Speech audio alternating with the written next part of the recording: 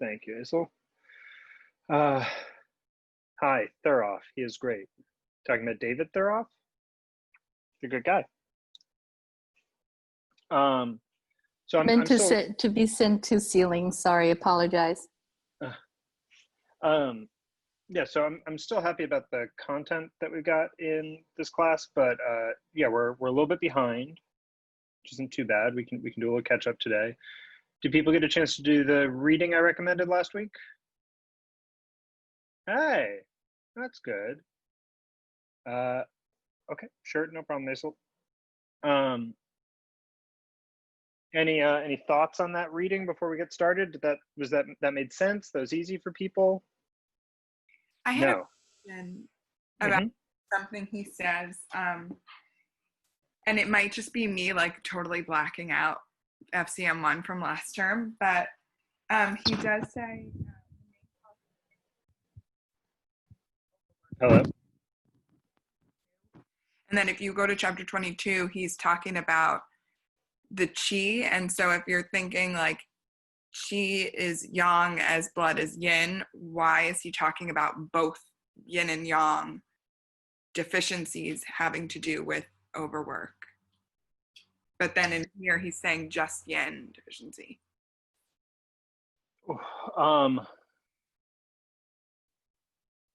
It's hard for me to speak for Machiocha. Okay. So extracting his intent from what he writes is not always easy, but overwork can damage yin or yang. It's almost certain to damage yin, and as yin is damaged, yang becomes damaged as well, in general. So when we're starting to ground down this week, everything is going to become much more concrete from here on out. This week's a little bit, we got some of our harder ideas this week, but they're more grounded.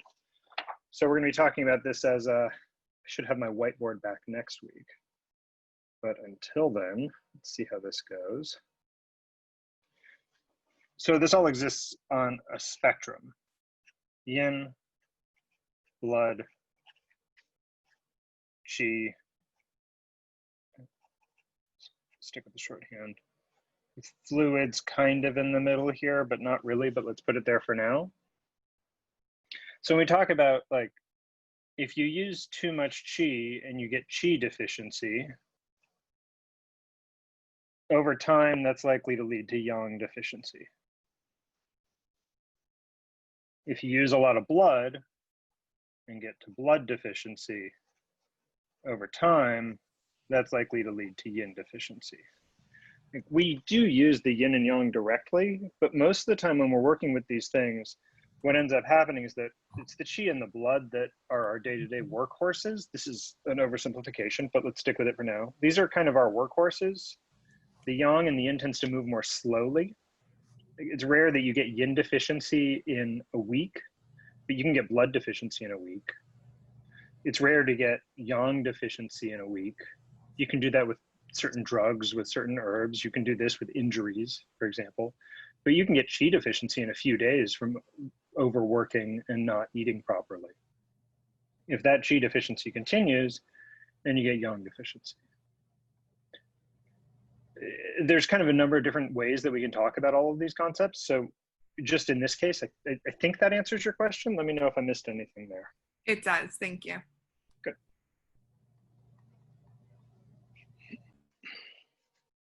Any other questions before we start today? I had a question on the, what page was it? It was page 397. So he's talking about the deficiencies of yang in the spleen and the kidneys, and it often leads to a formation of phlegm. And I was just kind of confused about how it would lead to like a formation of something like that. Sure. So this is, we're going to talk about this more next week if we're not, if we catch up a little bit. But the basic idea here is that you guys are just looking at me sitting awkwardly. I want you to be seeing this. Yin is form, yang is function. If the spleen yang or kidney yang, we'll talk about why that is later, the spleen yang or the kidney yang is deficient, then what we're saying is spleen function is decreased. Can anyone tell me the two main functions of the spleen?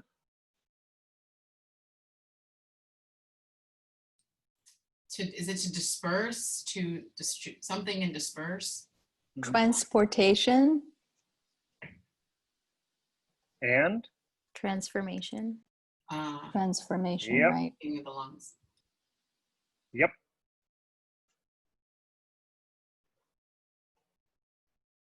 So if we get spleen yang deficiency, kidney yang, if you get kidney yang deficiency, you kind of get all different types of yang deficiency showing up.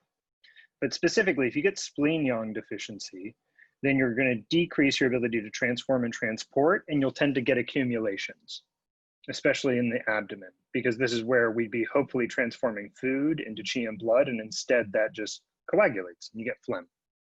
And when we say phlegm, we're not really talking about like, we are talking about the stuff that you'd cough out of your lungs, but we're also talking about other things. And we'll get to that either today or next week, talking about just all the pathogens and what they look like. That answer your question? Cool. Any others?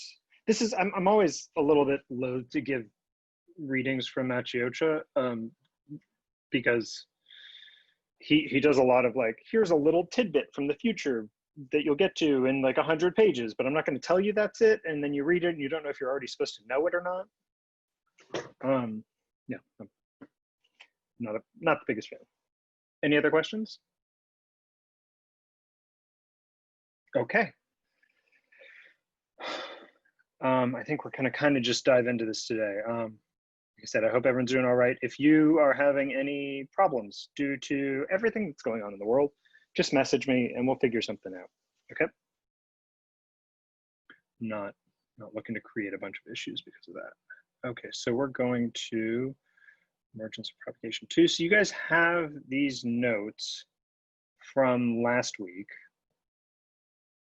We're going to continue the same concept here. Kind of, it's the same title of slides, but not really the same concept. Okay, so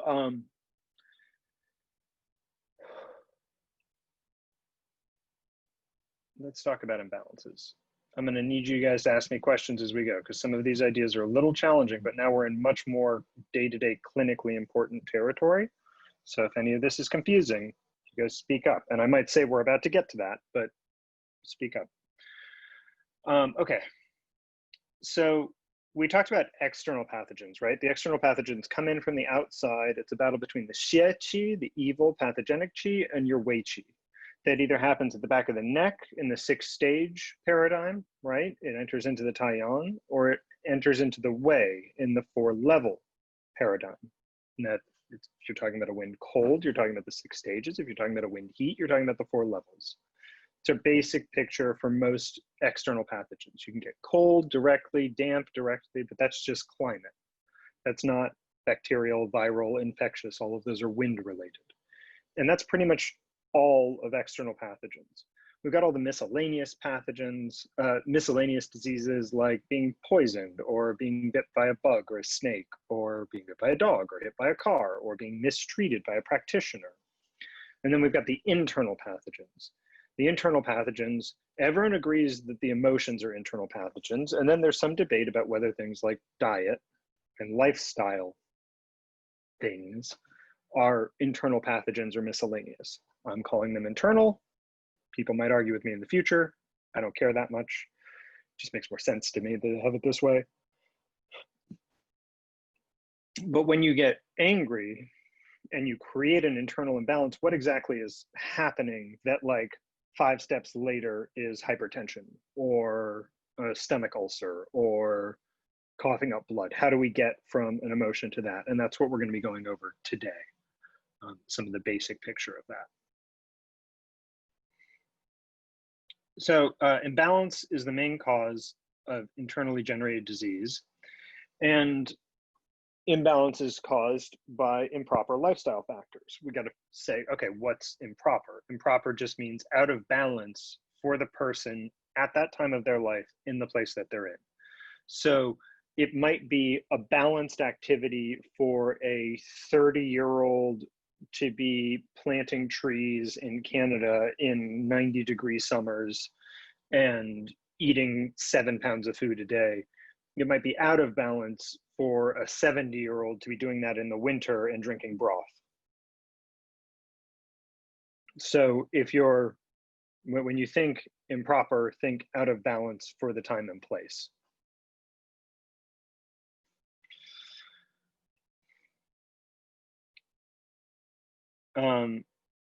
Carrie, you know you're messaging me directly, right?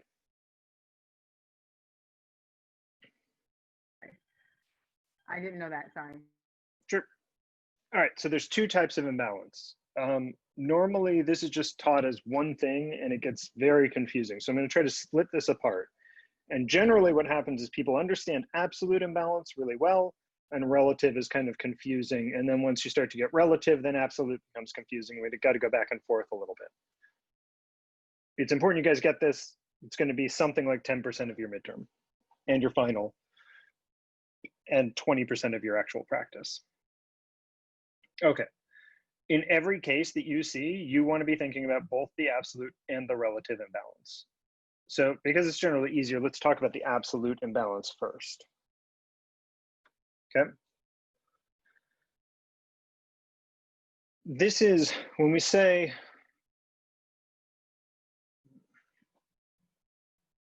absolute imbalance means that one of the substances is either excess or deficient relative to a baseline that we have for the patient.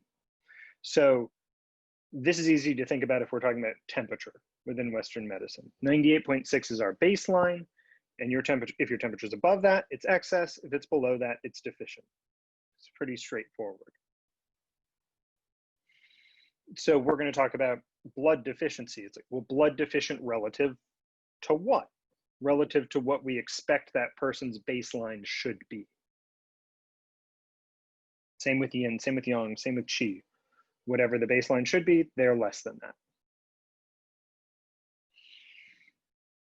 We can have deficiencies of all of these substances, qi, blood, fluid, yin, yang, jing, all of those can be deficient, but they can't really be excess, or rather, we've got to be a little more careful when we talk about excess with these. So blood deficient is a diagnosis, but excess blood is not a diagnosis, despite the fact that we bleed people all the time. Excess blood is not a diagnosis. So we can have, oh yeah, so that's for the substances, qi, blood, fluid, yeah. And then when we're talking about yin and yang, yin deficiency is a diagnosis, though we generally say kidney yin deficient or heart yin or liver yin deficient. It's generally attached to something within the body. Just as ideally people aren't blood deficient, they're liver blood or heart blood or whatever deficient. Same with qi. We'd prefer to say spleen qi deficient or lung qi deficient or kidney qi deficient than just qi deficient. We also don't really have excesses here. We don't really have yin excess, but then we kind of do, but generally we don't.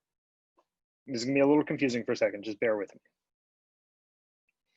So the reason that we have deficiencies of all of these things, but not excesses of all of these things, is that all deficiencies are the same. So if you're blood deficient and 20 other people are blood deficient, if you're liver blood deficient, we'll get a little more specific. If you're liver blood deficient and 20 more people have deficiency of liver blood, they're more or less the same patients. They may have other conditions going on, but the blood deficiency is the same. Blood deficiency is blood deficiency is blood deficiency. If we know this, then we have our treatment principle. So if you have blood deficiency, we're going to tonify your blood. Depending on the case, this could be a branch, this could be a root, but if you have blood deficiency, if you have yin deficiency, if you have qi deficiency, at some point, we're going to have to tonify that.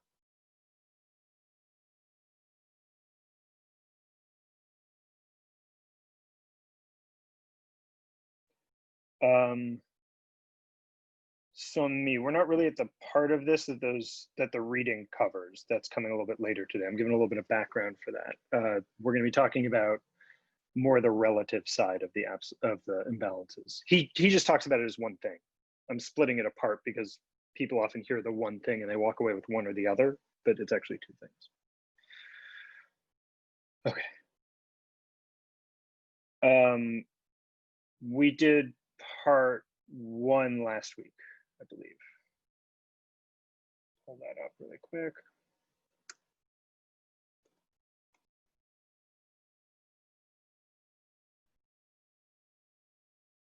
Yeah, I'm pretty sure we did that last week. That was just going over a little bit of, we ended with a quick introduction to 6 stages, 4 levels. That was the first one. But thanks for checking in on that.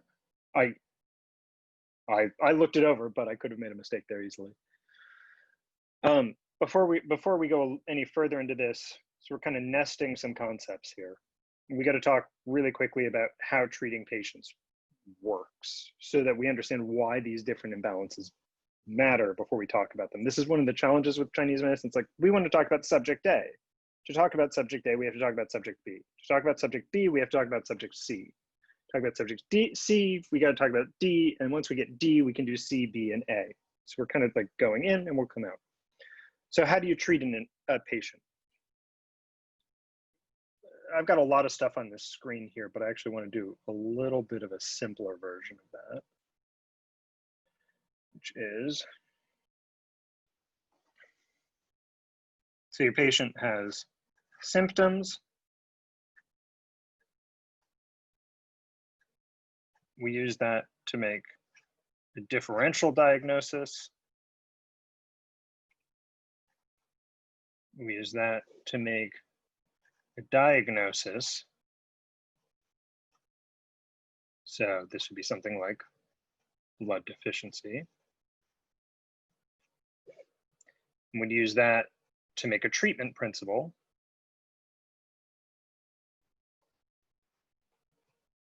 Like tonify blood, tonify or nourish blood. We've got a set of specific phrases that go here. There's only so many things to choose from. Like make more blood is not a treatment principle. You can either tonify or nourish it or generate it. There are a few different ways to do this, and which one you're choosing is going to depend a little bit on the specifics of your diagnosis. You come up with the treatment principle, and then you design the treatment, which is where you do things like, so now once you get to treatment, you forget all of this stuff up here, and you say, okay, which points and herbs aligned with the treatment principle, and then you actually do. Very often, the treatment principle and the differential diagnosis get skipped.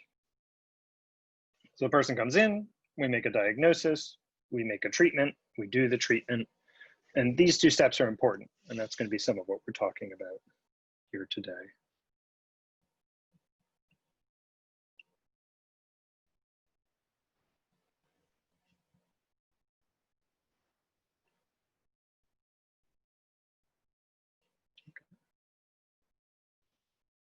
So if your patient comes in and you diagnose them with yin deficiency, then your treatment principle will be to do the opposite. If the patient's yin deficient, then we're going to tonify or nourish yin.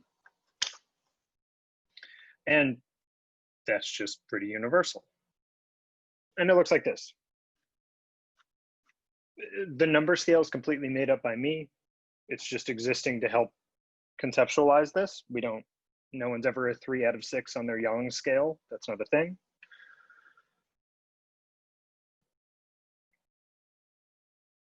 Jonathan, question about terminology. What's up? I love terminology questions. Not kidding. If you're talking, I can't hear you.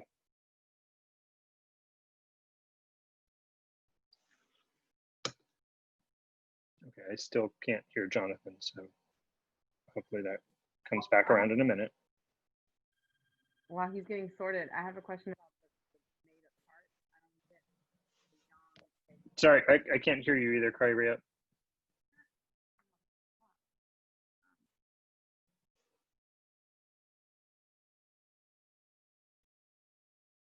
Okay, hopefully this is, I don't hope problems on either of you, but I really hope this isn't a problem on my end, but we'll see where we get to. Could other people hear them? I'm going to take silence as no. So please let me know if you could hear them. Okay. Okay. Well, you guys chime in if you can figure out what's going on or type in your questions, please. So this is when we're looking at the yin deficiency here. What I want to highlight is this space in here, we just have to fill it with more yin. That's the entire story. There might be other branches of the diagnosis, there might be other pieces, but ultimately, if they get more yin, the problem's, this aspect of the problem is gone and we're done.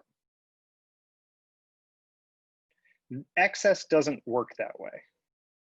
We can say a patient has a yin excess, but all we know from that is that they have an excess of a yin pathogen. Dampness and cold are both yin pathogens. Dryness is too, though that's a little bit arguable. So when we say a person has excess yin, we mean that they have a pathogen, but we don't yet know which pathogen they have, and we're going to treat them differently depending on which pathogen they have. So here in the yin deficiency option, we don't need more story. We just give them more yin through points, through food, through herbs. And in the case of, I'll get to that in 1 second, Slimy. In the case of yin excess, we know there's too much yin substances here, too many pathological yin substances, but we need to know which type it is before we can get to a treatment principle, right? So if we're looking at,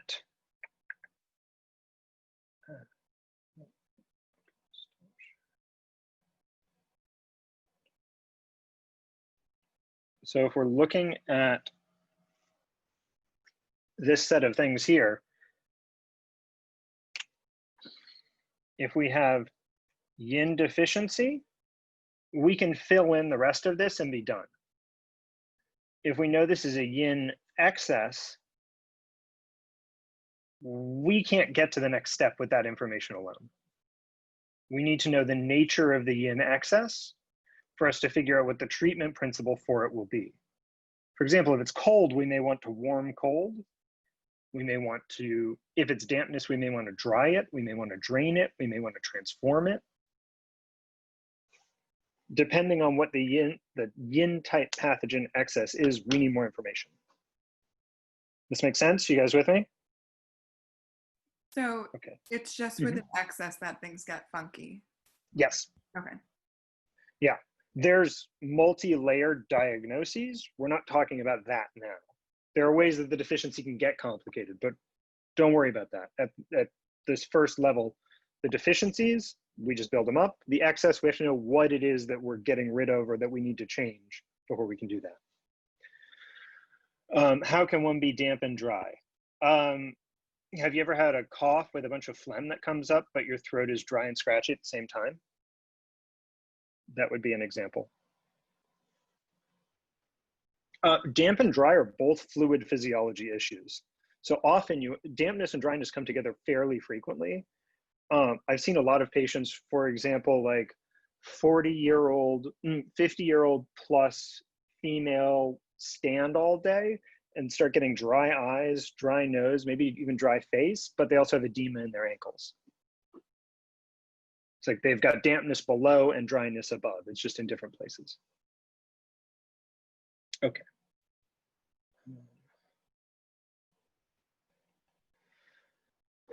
So when we're talking about yin excess, great, we've got part of the conversation, but we need more. We need to know what type of yin pathogen is present. So when we're talking about deficiency, we're talking about a lack of something good. When we're talking about excess, we're talking about an addition of something bad. The lack of something good is straightforward. Yin deficiency is helpful. That's all we really need to know. For the excess of something bad, the addition of something bad, we need more information. There are lots of points that treat yin deficiency. There are no points that treat yin excess. That's not a thing. There are plenty of points that treat cold or damp or dry, but there aren't any points for yin excess.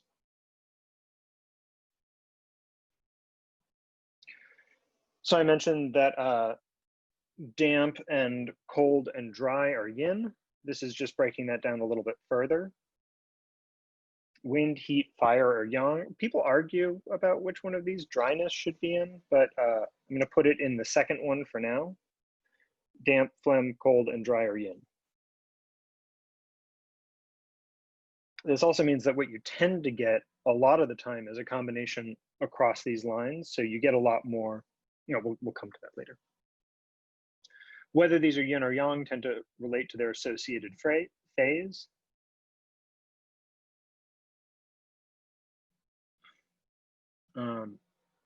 Yeah. So when we say yin excess or yang excess, we're talking about the presence of a yin-natured pathogen or the presence of a yang-natured pathogen.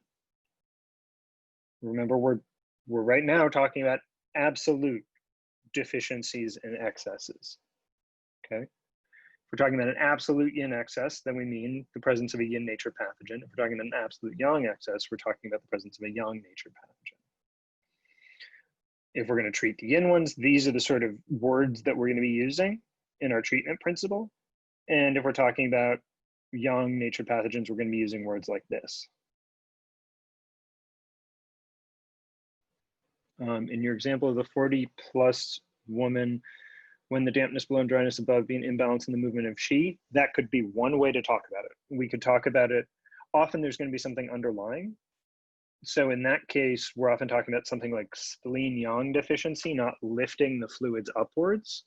But that doesn't change the root cause might be something like spleen yang deficiency, because the spleen is in charge of lifting.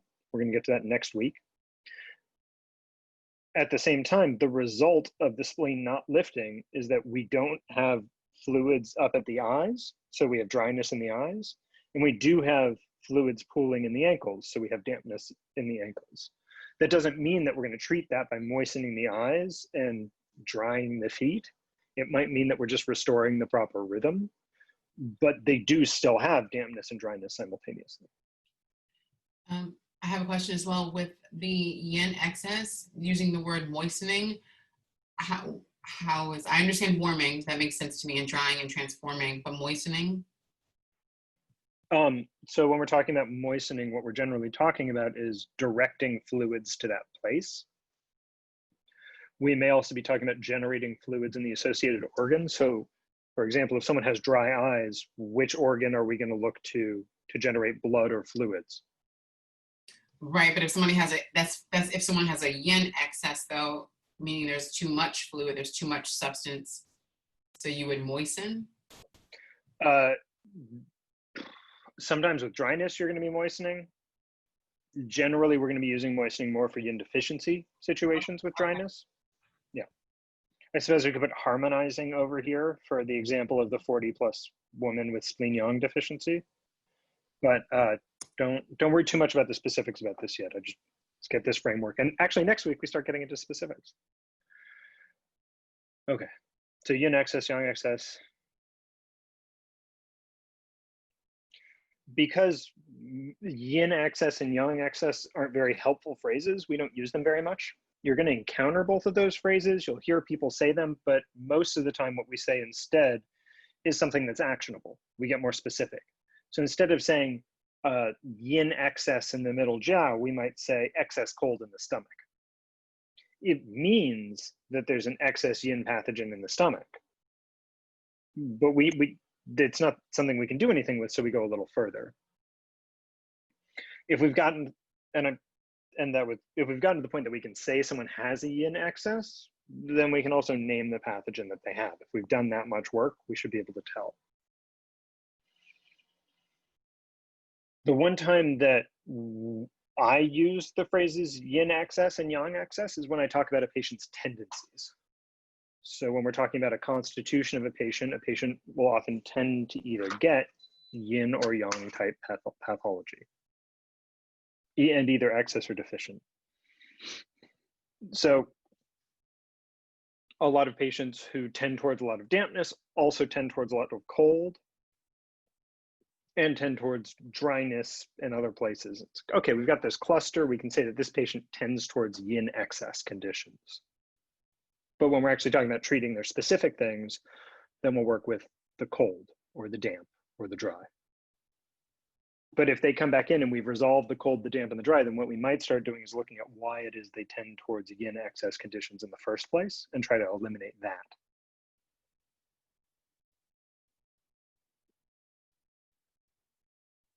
So, summary of absolute imbalance. Patients can be yin or yang deficient. They can be qi or blood deficient. They can be fluid deficient. Tends to come with an organ or location. So, heart blood deficiency, spleen qi deficiency, etc. And that just means we've got something to build up. We have something to tonify. Patients can also have yin or yang excess, but we tend not to use those terms. We tend to use the pathogens associated with the 5 phases. So instead, we name a pathogen and a location.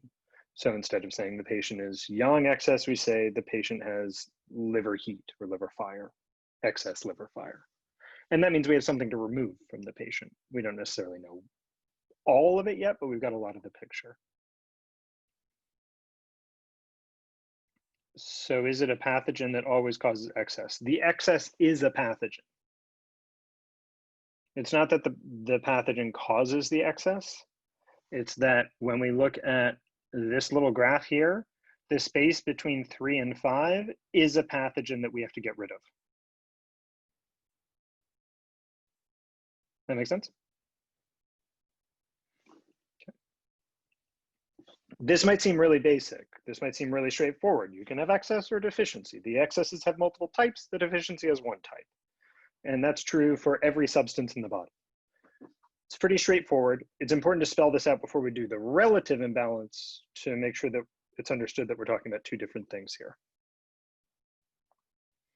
Anyone have any questions about absolute imbalance before we go to relative? This makes sense to people? Yeah? Yeah, okay, good. I'm seeing nods. I have a quick question. Please. So like in general, an excess is something supposed to be removed, and in like a deficiency is something added. Is that something that could be said? Okay. Yes, the vast majority of the time that's correct. Sometimes the answer is to do some, as long as we're at the level where our diagnoses are as simple as an excess or a deficiency, the answer is yes. In practice, we tend to have multiple things at the same time. And then we add in things like harmonizing, where you might take an excess and a deficiency and smash them together and then they get rid of each other. That's not really how it works, but kind of. But at this level of one thing happening at a time, if it's deficient, you give them more. If it's excess, you get rid of the excess. And that's about it.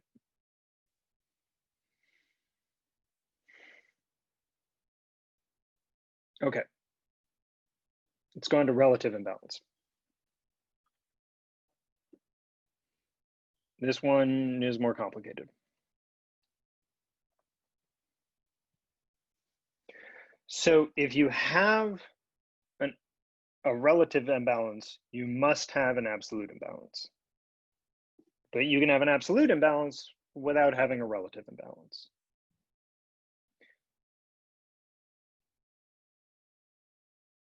Some absolute imbalances don't really show up for the patient unless we look at them as relative imbalances. So what am I talking about? Deficient, has anyone here heard the diagnosis deficient heat?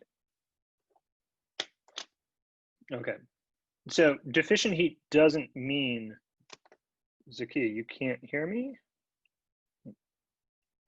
Sorry, chat bounced over. Oh, never mind. Okay, so if we say deficient heat, we don't mean that the patient lacks heat.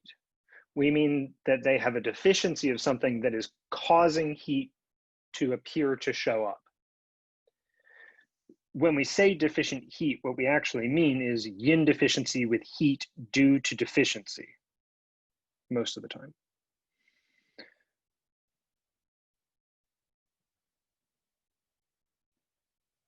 Can you This say is that what sentence one more time?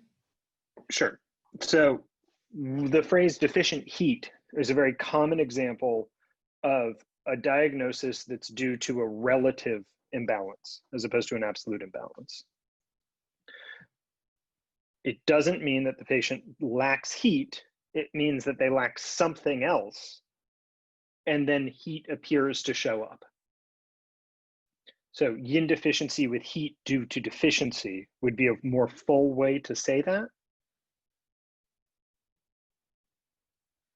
We're going to spend a lot of time on this. So, all right, back to these bar graphs. So we used this exact bar graph to talk about yin deficiency earlier, right?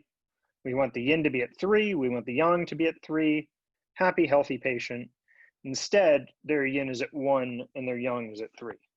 Again, made up numbers. If you try to say this in the clinic, like, I think they've got a 4 of yin, no one's gonna know what you're talking about.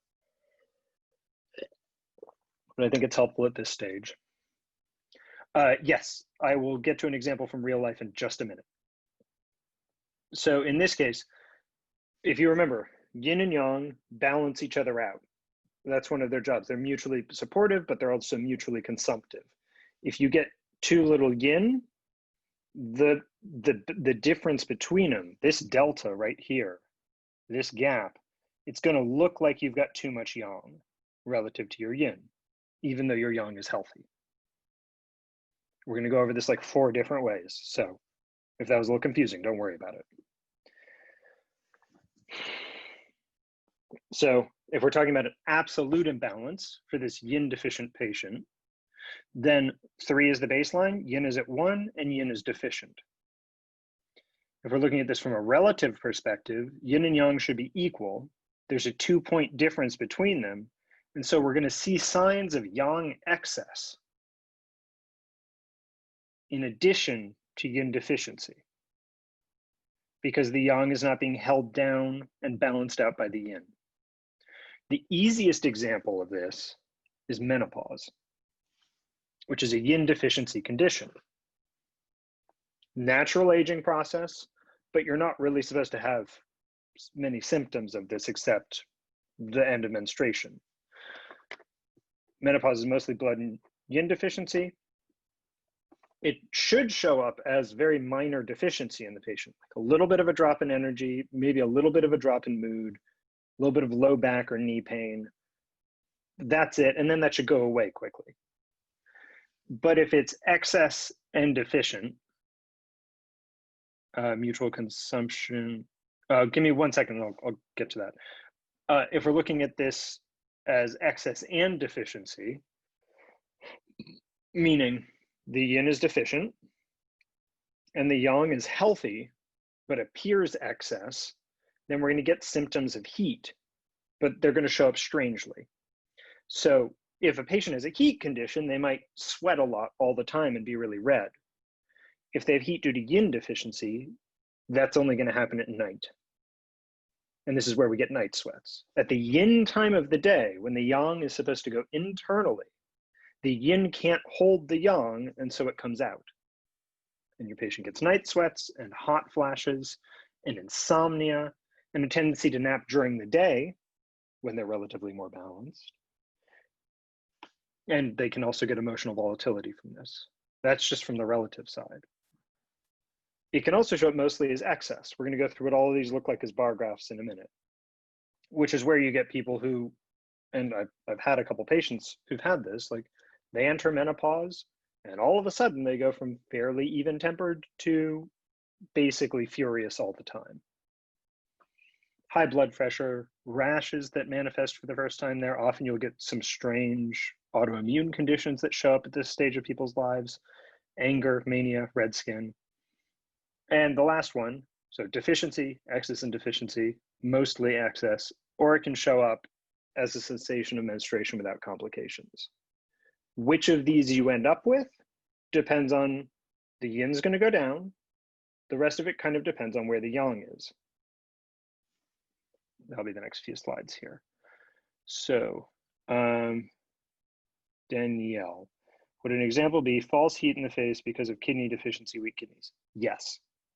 Deficient heat and false heat are kind of the same thing. Is that a principle of mutual consumption from FCM1? It's kind of a mix of a number of the different mutual yada yadas from FCM1, the mutual consumption, mutual support, mutual, that there's a whole bunch of different ones there. In this case, it's less the mutual consumption and more the mutual antagonism, I would think. It's kind of like they're simultaneously pulling and pushing. There's a lot going on here. And in this case, okay, yeah. In this case, it's just a question of whether or not they can hold each other. You guys doing okay? You with me? Thumbs up, I like it. All right, we're gonna go just a little bit further. Let's get through these bar graphs and we'll take a break. So yin and yang deficiency, yin deficiency dominant. So again, we're thinking of the baseline as being 3, okay? So if we're looking at this as an absolute comparison, both of these are deficient and in need of tonification. So this patient has yin deficiency and yang deficiency, but more yin deficiency than yang deficiency. We expect to see deficiency signs of both yin and yang. That's the absolute side. That's the first graph here. They also have a relative imbalance, which is not too bad. Yin and yang are fairly balanced, which means that we're just going to put the balanced line right in between these two at the equal point, at the halfway point. So we just have 1 point of imbalance. So we're not going to see a whole lot of additional pathology. It's going to look like there's a little heat and a little extra yin deficiency, and that's it. If, on the other hand, they've got yin deficiency and the yang is healthy, the absolute looks healthier, right? Only yin is deficient. We expect to see yin deficiency signs. Here, they're less well. They're more deficient. But here, we're going to see more relative signs and symptoms because the distance between the two is further. This doesn't mean the patient's sicker. The patient's actually healthier in this condition, but it means that their symptoms and the manifestation of what they're experiencing is going to be more dramatic and unpleasant. So we're going to see some things that kind of look like yang excess, that look like heat as this grows. And then we get a little more extreme. We can have a patient with yin deficiency and yang excess. This can be heat, this can be fire, this can be wind. Doesn't really matter which type it is for now. It will be a type, but it doesn't really matter for now which one it is. And in this case, the patient's very out of balance. We're going to expect to see yin deficient signs and yang excess signs. And because the relative imbalance is also this way, we expect to see additional and potentially somewhat extreme symptoms on top of that.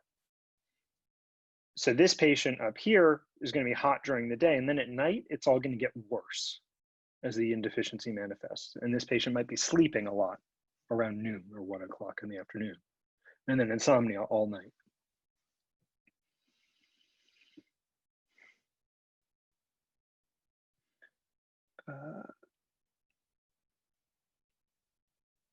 So in the event that they're both deficient, but equally deficient, then from an absolute perspective, they're deficient and need intonification, and we expect to see deficiency signs of both. But when we look at it relatively, we're not going to see any more signs of deficiency or of imbalance. While they're deficient, yin and yang are balanced. Relative to the absolute, they're both low, but relative to each other, they're okay. And this is one of the ways that we look at healthy aging, seeing these two things go down very slowly together.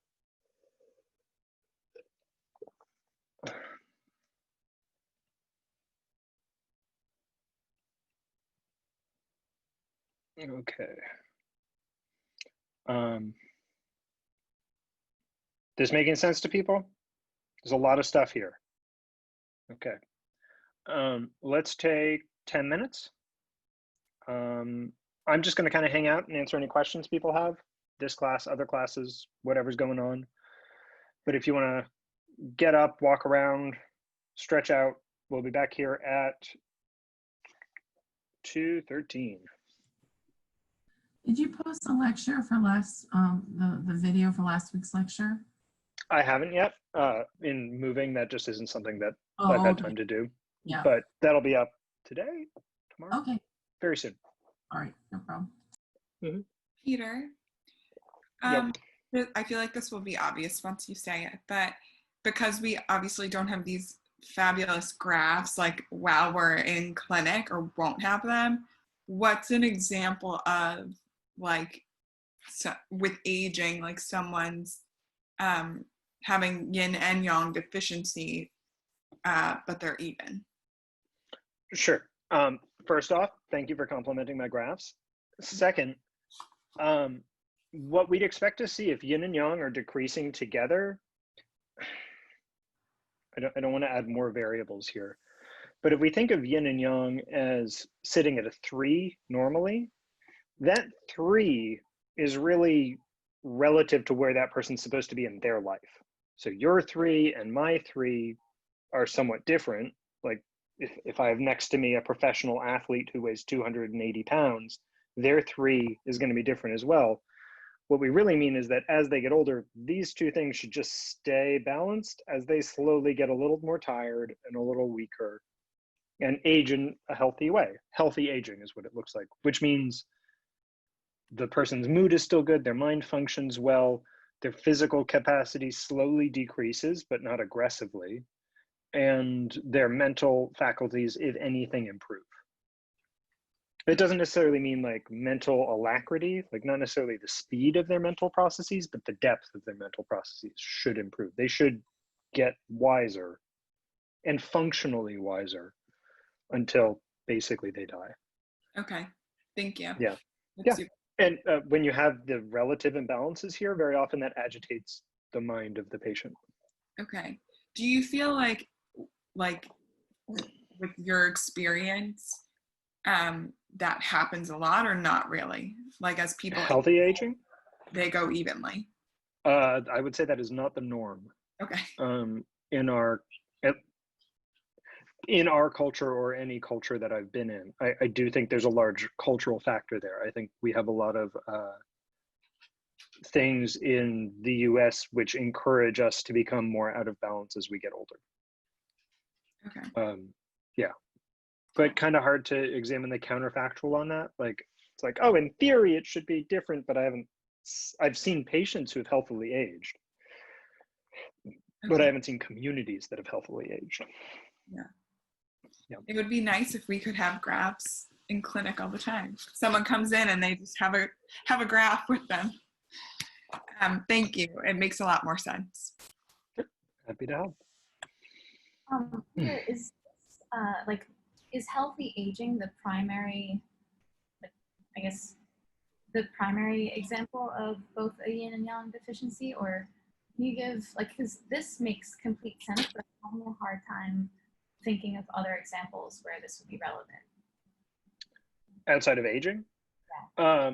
So let's see some other examples. We're going to get to that as a broader subject in just a little bit. We see this a lot with people taking long-term medications and manifesting side effects. We're going to talk about what side effects are in just a little bit. But yeah, these sorts of imbalances show up. Most people have both relative and absolute imbalances to some degree. And the goal is to catch them when they're very small so that the person can age healthily, because the tendency of these imbalances is to get worse over time. So if that makes sense? like, yeah, I guess I'm thinking if someone is chronically ill and they're, say they have multiple rounds of antibiotics throughout the course of their life, they can start to see deficiencies in both areas. Yeah, I mean, definitely in that case. I mean, as soon as someone's really sick, as soon as someone is Western medicine ill, yeah, they have multiple imbalances going on. Right.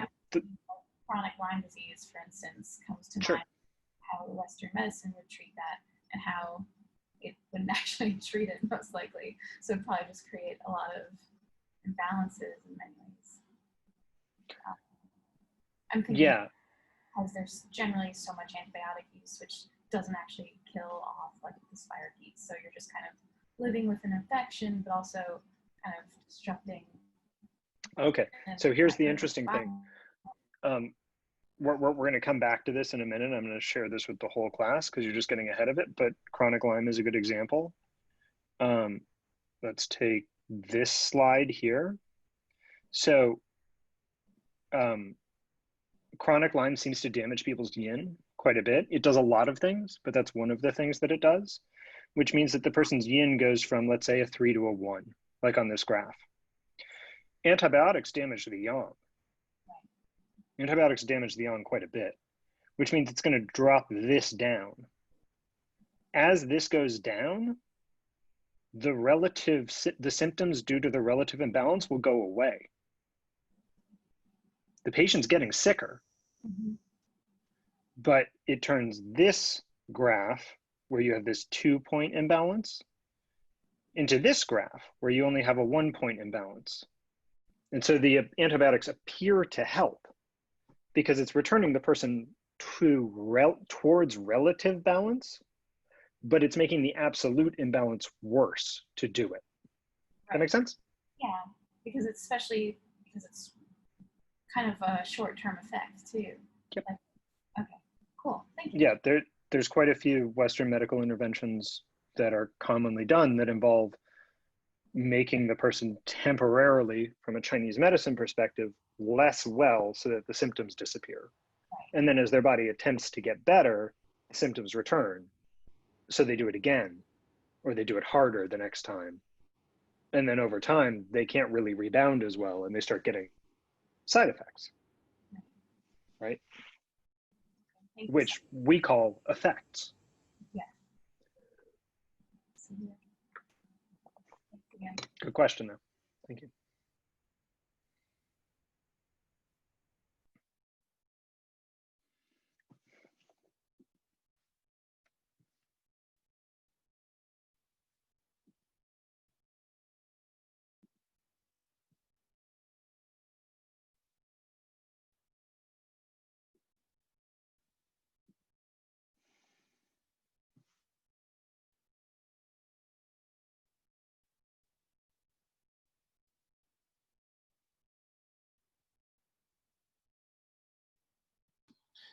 Can I ask a question? Please. So it's like actually a few of them. One of them with the terminology, sometimes it says clear heat, disperse. So I can understand the words, but how is that? But there's so many. Basically, it's confusing. Yeah. Basically, yes. I mean, so look, for example, if I have access, let's say today we learn about, let's say there's a mu point, usually is access. So if I look at the point categories, which would I know which one is disperse, which one is like clear? What's got to do with the access? Is this a different way to approach it? It's all the same thing, just a different name? There's a lot of ways to answer that. The different words are telling you. So on a certain level, every single one of those words means remove, right? Clear heat, drain fire, vent rashes, all that stuff just means remove the heat. So why do we have different words for it? Functionally, we're doing different things. So so let me give you a couple examples here. If a patient has heart fire, the heart doesn't have a direct pathway out of the body. So there's no way that I can, vent means leave through the skin. Okay. So I can't take the fire that's in the heart and vent it. It's not an option. Okay. So large intestine 11, which vents heat and is a great point for heat in the body, doesn't help very much with heart heat or heart fire, but it will help with lung heat because lungs have a direct access out of the body through the skin.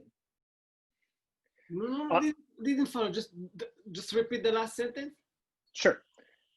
The lungs, because of their connection to the skin, we can get heat out of the lungs by venting it from the skin. Right. So large intestine 11 is a great point for getting heat out of the lungs, Right. but a bad point for getting it out of the heart. because you can't vent. Oh. You can get heat out of the heart by draining it through the urine. Heart to small intestine to urinary bladder. Gets it out of the body. Draining meaning going down. Now, if we want to drain heat out of the lungs, there's not a clear pathway to do that. Attempting to drain heat out of the lungs is not going to be very effective. We can kind of do it, but it's got to pass through a lot of things on the way. So better to vent it. I see. That makes sense? Yeah, so this terminology is like, actually, it's not around, it's like more specific to understand how it is been doing. Yep. Is there any way to figure out the points? I mean, because there's so many points, like for example, clearing heat. So there's any way to figure out, actually, I don't know how even to ask the question. How do you know what to use for what? Yeah. Don't do Give this. it another year. Another year. Okay. Yeah, I mean, that's unfortunately, like right now, that's the answer. This is one of the challenges of Chinese medicine is like, as we're teaching stuff, there are like these tendrils that go off to interesting ideas. And it's like, we got to leave that for now because we got to talk about A, we got to talk about B, to talk about B, we got to talk about C. And so you're really excited about Q.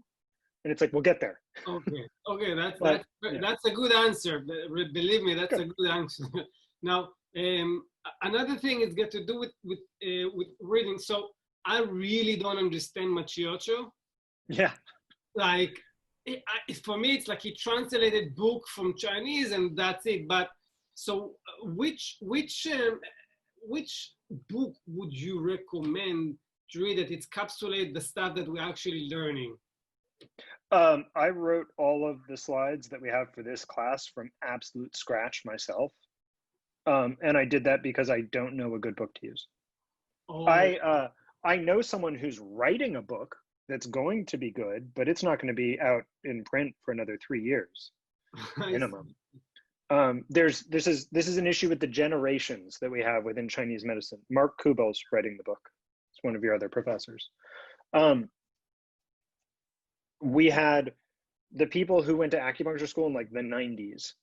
All they had is what their professors told them, and that was it. There were no books. Like Bob Flaws was starting to come out with some stuff back then, like the OGs in our field in the West. Then we went through a little period where a bunch of books came out, but frankly, they're not very good, but they were great at the time. And then we got Machiocho and Weissman and Bensky. They all came on the scene within a fairly short period of time of each other, and they all published their first editions of their books.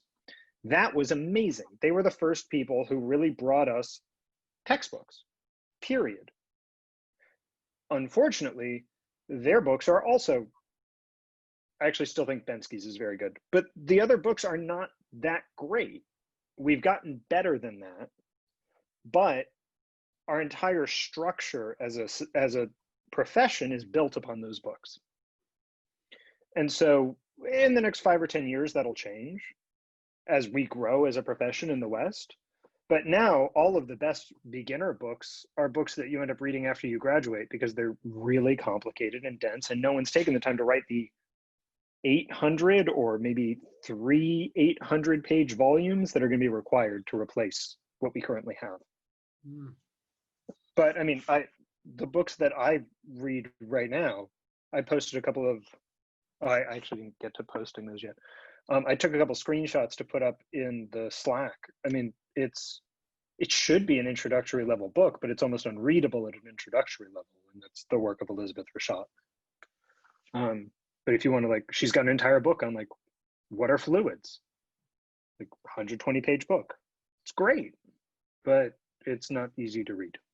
I see. Okay, so when I encapsulate from this, it's like there's a certain process that I have to go through with this with the textbook, but okay, but as long as I understand what you talk in class, so it's fine, I guess.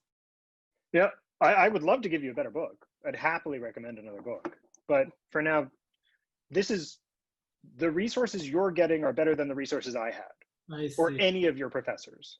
I see. Right, like you guys currently have the best textbooks anyone's ever had in the Western world to work from. They're still bad, but if you look at the people who have made it through that to become practitioners, they did it with less resources.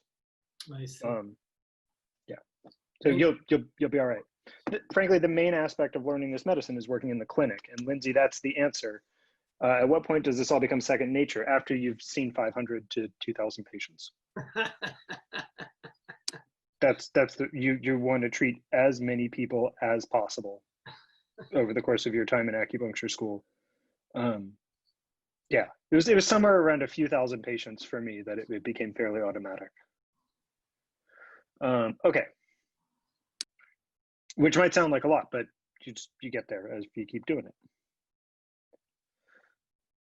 Okay, let's go back to these slides. Let's get the chat up as well. Too many windows open. All right. So we had some great questions at the beginning of the break there that thankfully we're going to get back to in just a little bit because I've got slides on them. Okay, so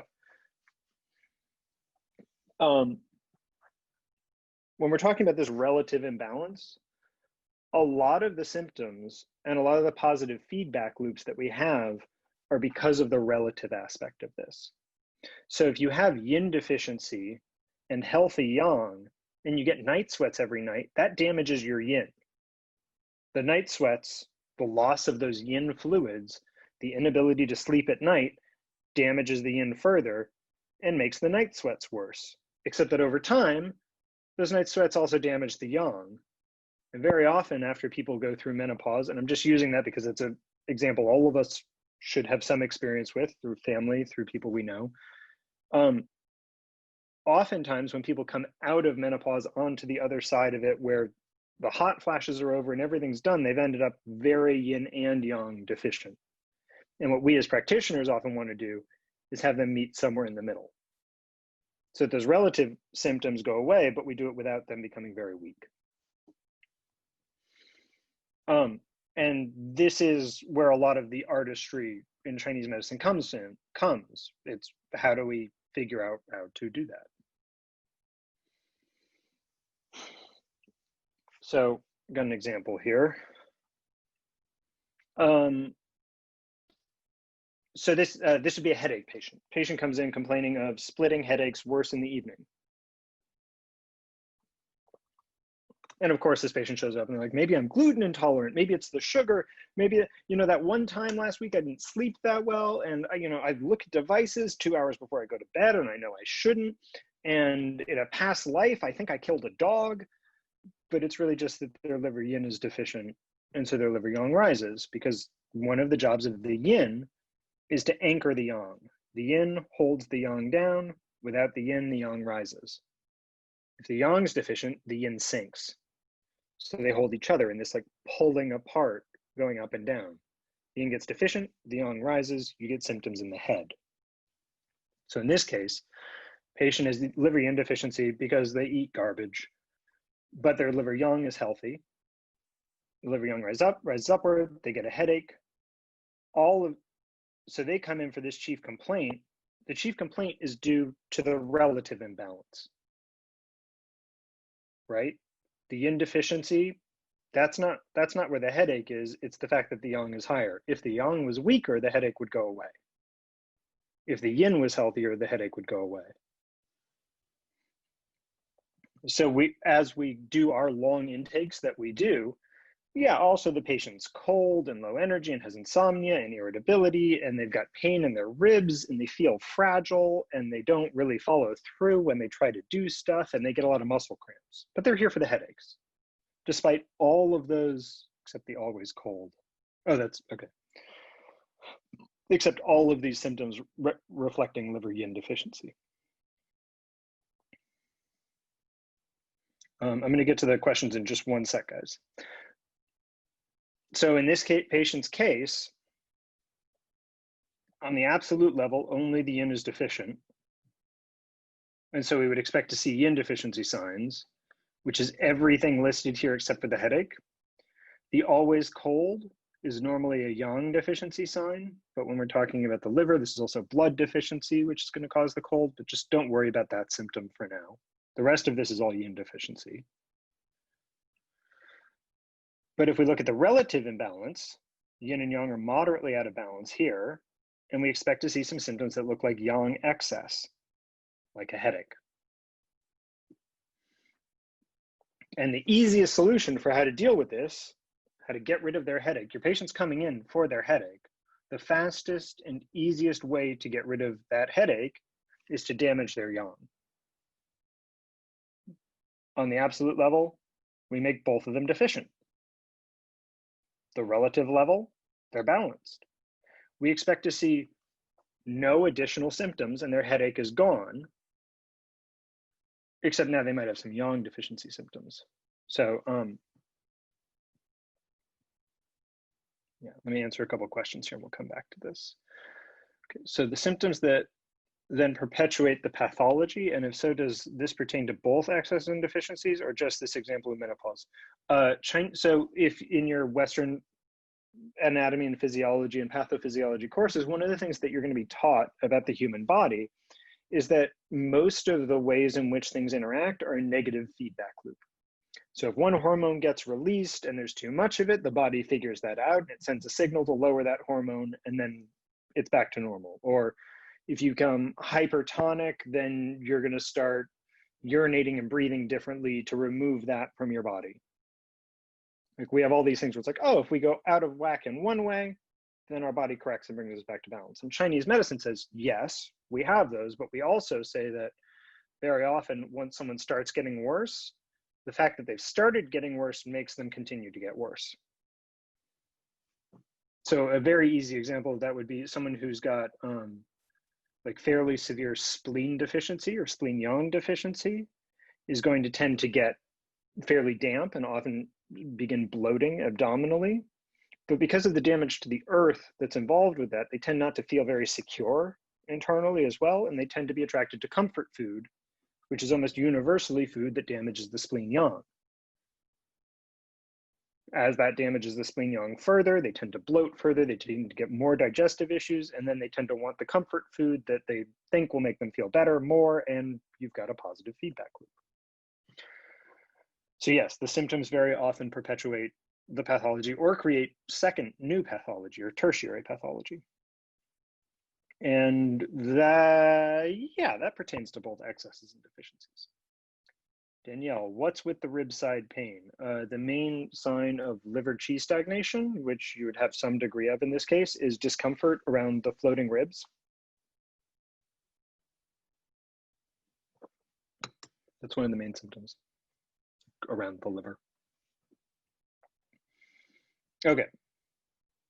So going back to our patient here. So the patient comes in with yin deficiency and they're complaining about the fact that the yang is too high relative to their yin.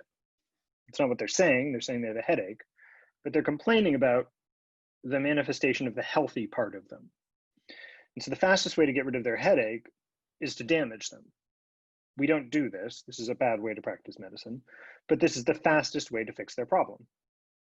The headache should be gone immediately when this happens.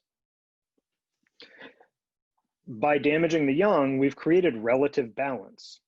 They're on the absolute balance level, they are sicker than they were before. But if we're looking at it as relative balance, they're healthier. We've increased how out of balance they are in relation to everything else. And it takes a lot more time to build up than it does to destroy, but their headache will be gone, which is what they came in for. This happens all the time. This is very common for patients getting treated within Western medicine for, let's say, small problems like headaches. And when this is how patients are treated, we get side effects. This is what they're called within Western medicine. Within Chinese medicine, we don't really have side effects. We have things that happen when we treat people, but they should be fairly predictable, and then we should understand why it happened, and then that should inform our future treatments. Side effects are what happens when you see the chief complaint, like headache, in a vacuum, and then you treat that without looking at the rest of what's going on. So in this patient's case, their headache is one of the only signs they have that they have yang qi that's healthy. The headache is actually kind of a good thing.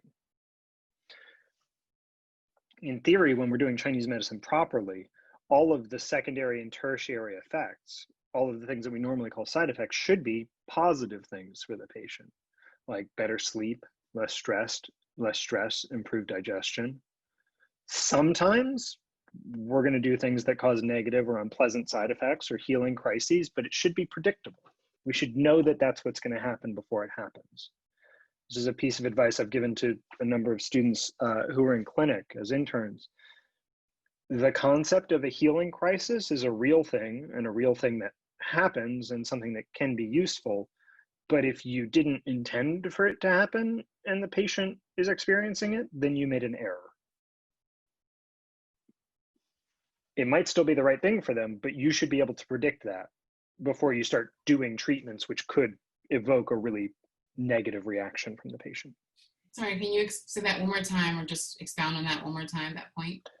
Sure. So an example of a healing crisis would be you treat a patient with longstanding emotional trauma who also has irritable bowel syndrome, and they go home and they spend, oh, actually, I've got a good example from a somewhat recent patient of mine.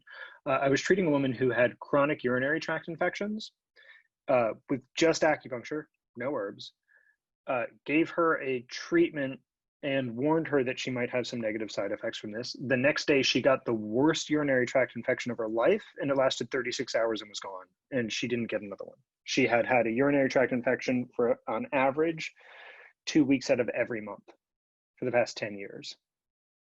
And this got rid of it instantly, but she had to go through a couple days of it leaving her body. So within the Chinese medical perspective, she had heart fire due to sexual trauma at a young age. We were getting that heart fire out through the urinary tract. The act of getting it out caused a flare-up. That was predictable because of experience. If you're treating patients and they're like, oh, I was super sick for 3 days afterwards and now I feel so much better, thank you. If you can't warn the patient in advance, make sure they don't have a wedding to go to or something, then I would consider that an error. Errors get made, but they should be avoided. Got it. That actually happened to me like 3 times getting treated at the clinic, where I got really, really sick that same night. The next morning, like nightmares, vomiting, not like crazy. And like, I did not expect that. I felt better, but I was just also like, what the hell are you guys doing to me? That should be under the control of the practitioner to some degree. Things happen, patients have strange reactions sometimes, but that should be expected and should be discussed with the patient whenever possible. Okay, I would consider that a negative side effect of our medicine. The result can still be positive, but it should be predictable why and how all of that happens.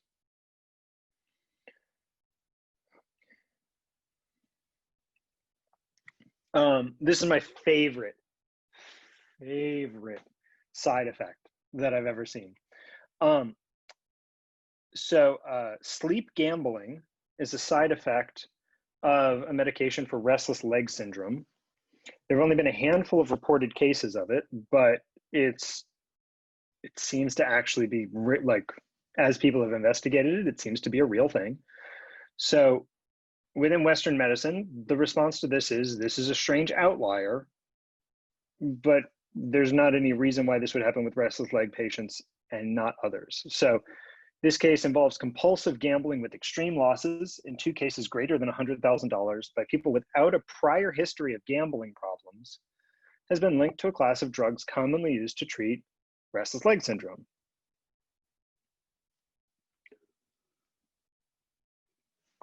And I've got a link down here if you guys want to read the whole thing. Within Chinese medicine, sorry, this one isn't sleep gambling, that's a different one. This is actually just patients who acquire compulsive gambling after they begin taking this drug. Within Chinese medicine, the question is like, okay, what do restless leg syndrome and compulsive gambling have in common? How can we get from one to the other? Well, restless leg syndrome is uncontrollable movement. All uncontrollable movement is wind, tends to be worse at night, which makes it yin deficiency related. And that means the proper treatment is going to be to build up the liver yin. On the other hand, if you suppress the twitching, then that uncontrollable behavior has to come out somewhere. When I was, I think, a first-year intern, I was treating a patient who was getting severe bloody noses, and they had a lot of heat in their blood. A lot of heat in the blood can cause bloody noses. I used treatments that were all about stopping bleeding for this patient. But for this patient, the bleeding wasn't the issue, it was the heat in the blood that was the problem. The bleeding was how that heat was getting out of the body. When we stopped the bleeding, the patient got, for the first time in their lives, rashes and hives all over their body as the heat attempted to get out through another avenue. So in this case, with this sleep gambling, this patient has this twitching, this uncontrollable movement. As that uncontrollable movement gets suppressed, we expect it to manifest somewhere else. And so we see compulsive gambling and restless leg syndrome as having the same root, manifesting in two different branches.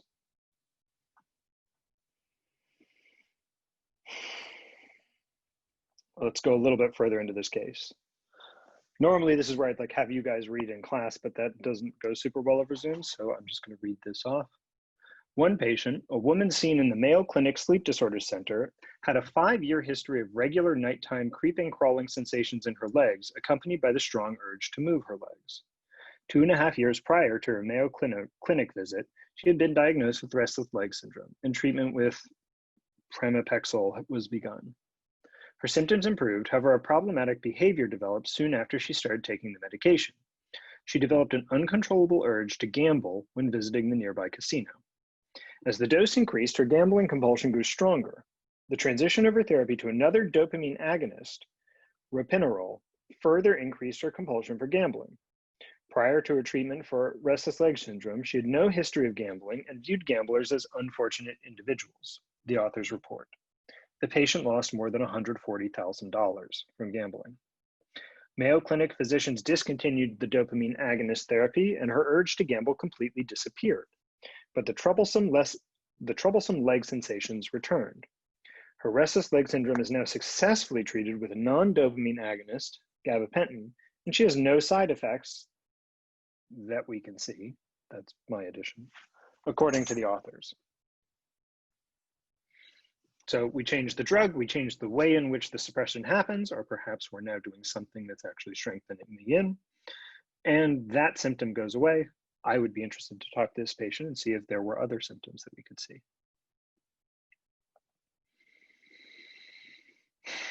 So again, within Western medicine, it's like restless leg syndrome to compulsive gambling. We have no way to connect these two different things. Within Chinese medicine, compulsion, not that different. I don't want to be too hard against side effects here. Side effects are incorrect and are an error and should be completely avoided when you're treating relatively minor or non-time sensitive issues. If your patient has mild insomnia and your treatment results in, and not 50 things underneath that, and your treatment results in like a month of them vomiting, that's completely unacceptable. But it is part of the reality of treating severe or life-threatening or acute situations in both Western medicine and Chinese medicine. And we don't really do this in the West. So like saying negative things about Western medicine practitioners' approach to treating, say, dying patients where they leave the patient with damage that persists afterwards is kind of unfair because we don't do that. But I do think it's not really okay when you're talking about, headaches. An example of us doing this in Chinese medicine is something that was called the attacking and purging school. So there are a bunch of different schools of thought within Chinese medicine. You guys have probably heard of the Earth School. You learned about Li Dong Yuan in your foundations class. But there are a bunch of different schools of thought, ways of approaching the treatment of your patients. There's Earth School, Water School, attacking and purging is one of them. This is where we get most of our aggressive treatments. Everyone here's had intro to herbs, right? Yeah, some people are in it this semester. So you're gonna learn an herb I believe Bado in this class, or Gansui, one of those. Those herbs are from the attacking and purging school. That's when they became a really big thing. This school is full of these sorts of medicines. You see a lot of this in Central and South America as well, with things like combo. Any medicine that you take with the intention of vomiting is thinking along the lines of the attacking and purging school. And even within the school's philosophy, if you do this correctly, often the patient is going to need a while to recover afterwards, because in the act of healing whatever their underlying condition is, we damage other things if you're doing this approach. And this is usually inpatient treatment, so we don't really do this. We leave this to Western medicine. But we in Chinese medicine have a branch of our medicine in which we expect side effects to occur, and this is one of them.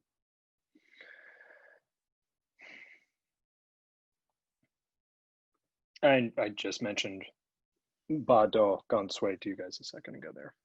Okay, so a little bit of a divergence there. So that's another question. Can you please say again, what is the problem of uncontrollable behavior, liver qi problem? It's wind. Internal wind is what we're talking about here, which tends to be liver related because wind and wood go together, right? So uncontrollable behaviors, that doesn't necessarily mean addiction, but it can mean addiction.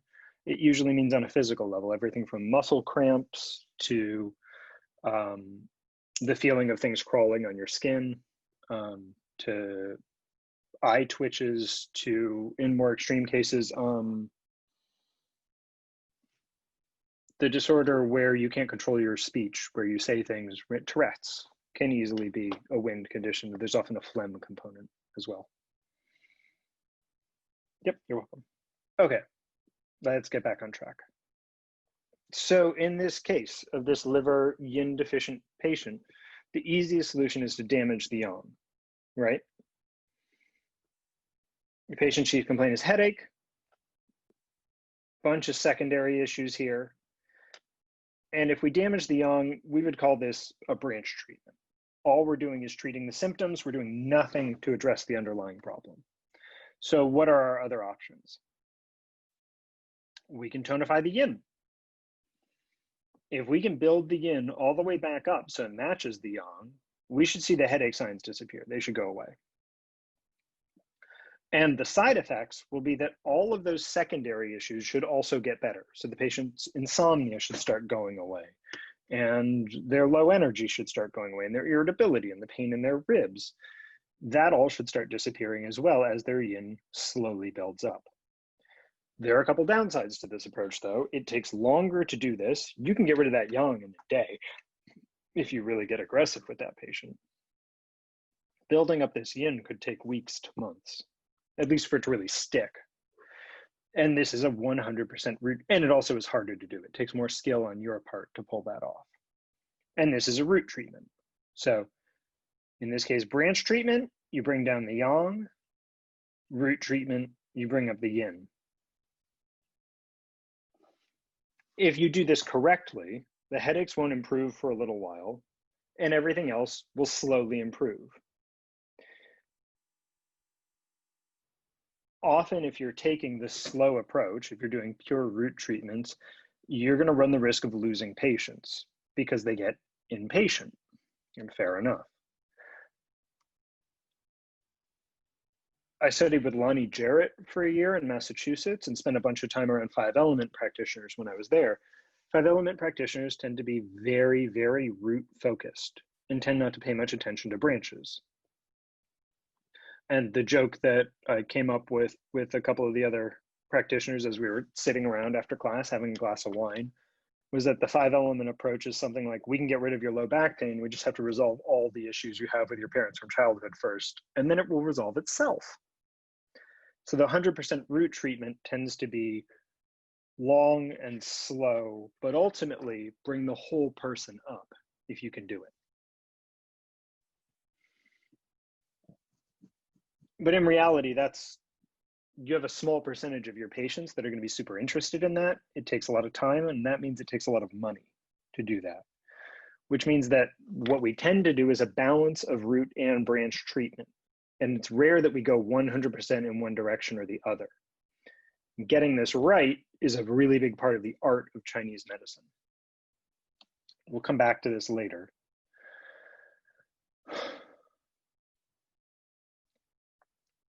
And you know, there were some questions on the last break about like different points and different functions, venting versus draining versus etc. And one of the things that I use is a touchstone for myself and for some of the people that I've trained is that getting the point combination right and getting it almost right are worlds apart in terms of their function. And I think of this Mark Twain quote for that. The difference between the almost right word and the right word is really a large matter. It's the difference between the lightning bug and the lightning. You get everything right with a patient, it's great. A little bit off, you're moving in the right direction. Okay, so we're at the end of this set of slides here, 2:45, we got lots of time before the next break. So I'm gonna answer this question that just came up, but I'd like you guys to spend a second just thinking to yourself, do you feel like you're beginning to understand the difference between relative and absolute imbalances here? Do you have any questions? We're gonna go a little further into it, but if you have questions, let's start there. Back to liver yang rising. If you get rid of all the yang in one day, how long will it take that patient to become balanced again?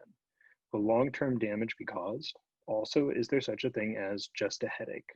Okay, a couple questions there. How long will it take the patient to become balanced again? Depends on the patient. You can strip yang away from a 16-year-old athlete all you want, and they'll just bounce back. If you're talking about a 70-year-old, you might have taken the last yang they're going to have in their life. So it depends on the patient. Will long-term damage be caused? Again, it depends on the patient. It depends on how resilient they are. It kind of depends on their level of Jing, along with their constitution. Like what are their deep reserves looking like? You're talking about taking resources away from them. Like, how many times can they lose resources and bounce back without it causing damage? Depends on the patient. Also, is there such a thing as just a headache? Totally. There's absolutely such a thing as just a headache. We call that qi or blood stagnation locally. It can happen for a variety of reasons, like when there's a physical impact, people can get qi or blood stagnation in the head. I've seen patients with like chronic ear pain who are musicians, where it's literally just blood stagnation in the ear from all of the music that they listen to in concerts. You can get just a headache. Anytime there's pain, there's qi and or blood stagnation. That's about as just whatever as we can get. There's always going to be a cause of it, though. There's always going to be a reason that they have a headache. That reason might not be important, but there's something there. That answer your question, Danielle? Yeah, thank you. Okay. Relative and absolute idea, I still feel fuzzy. Sounds about right. Let's see if we can go a little bit deeper on that. We'll do one more pass over it before we move on to the next thing. Basically, most excess is seen as pathological and deficiency is more physiological imbalance. Yeah, I suppose the deficiency is more, it's a lack of, I mean, they're both pathological. When we're talking about deficiency, we are talking about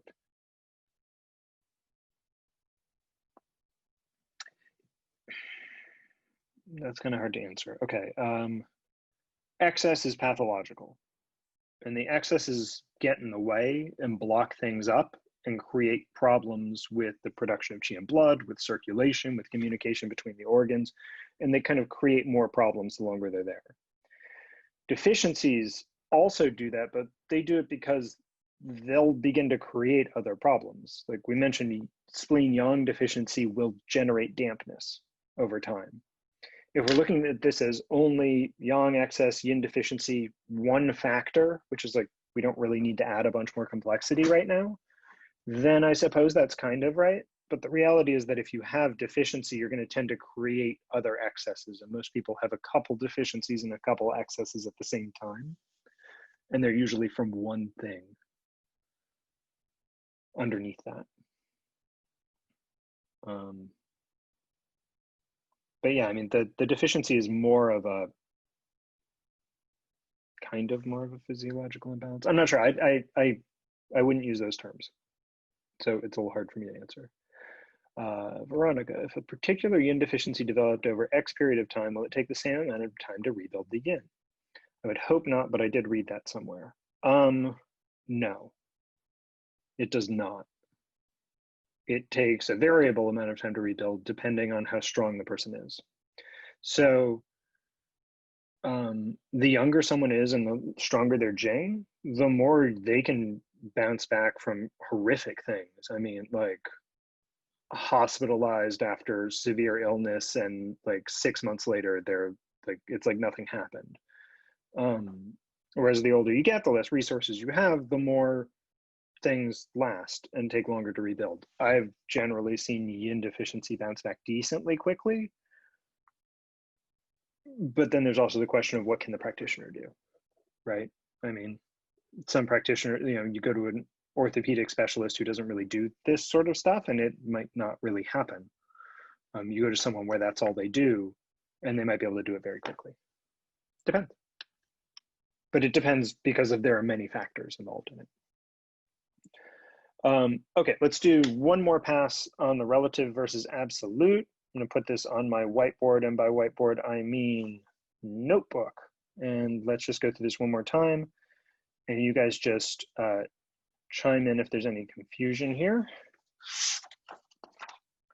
And let's see what we get to. So, computer's fighting me. There we go. Okay.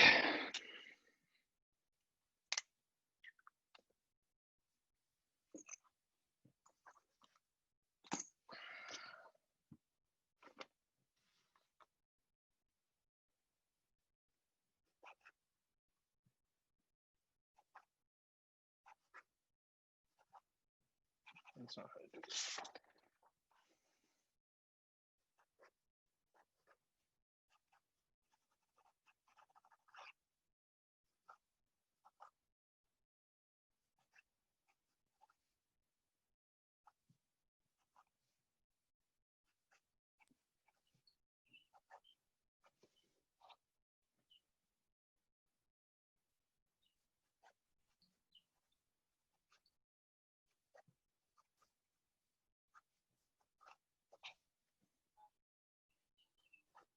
Ironically, I have to write out the word delta because the symbol for that's a triangle, but I've already used that for yang.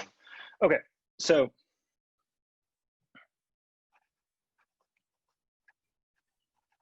the absolute is where are these numbers relative to 3? And the relative is where are these numbers related to each other?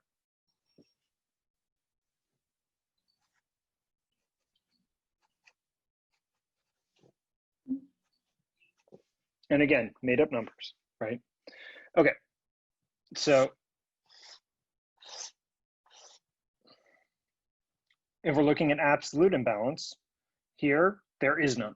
This patient is healthy, and 3 minus 3 is 0, so there's also no delta. So absolute imbalance, no. Relative imbalance, no. Patient is healthy. If we have yin deficiency, yin is down here at 1, yang is still at 3. From an absolute perspective, we have yin deficiency and healthy yang. From a relative perspective, the question is what's the difference between these two? 1 minus 3, negative 2. There's a 2-point difference, which means the patient's unhappy. Their sickness is going to look like, so let's call this +2 in the yang direction. It's going to look very similar to if the yin is 3 and the yang is 5. It's going to be different, but there's going to be similarities because this change is the same and in the same direction. Absolute level, just a little bit of yin deficiency. Relative, it looks a lot more like yang excess. But it does weird things like show up at night. It has characteristics that'll look different. You check their pulse and their tongue, they're going to look deficient because they're deficient and they're healthy. But the yin can't anchor the yang, can't hold the yang, so we get these symptoms of that are just the difference between the two. If we're talking about yang deficiency, it's the exact same idea, just flipped. The yang is deficient, yin is healthy. It's time. The difference of 2 points is going to show up, but it's going to show up in the yin direction. So this patient is going to have more things like being really cold in the afternoon as opposed to hot at night.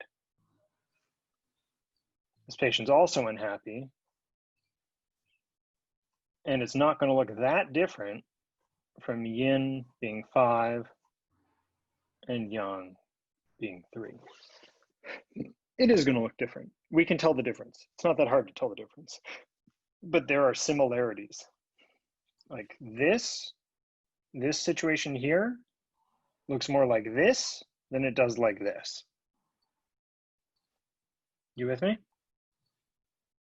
This is people's brains get a little twisted up on this one. If this is challenging you right now, that's okay. What would be a symptom for this case, for example? Cold in the afternoon. Oh, because usually in the afternoon it's supposed to be a little bit warmer. The yang is supposed to be at its height in the afternoon. The yang isn't able to rise to do its job, so this patient becomes exhausted around 1 p.m. and needs a nap. When they should be at their strongest point of the day, instead they become exhausted. But that sounds to me like yin deficiency, but according to the example that you're showing, it's not yin deficiency, it's yang deficiency, right? Yes, that's more yang deficiency. Yin deficiency is more insomnia and trouble sleeping.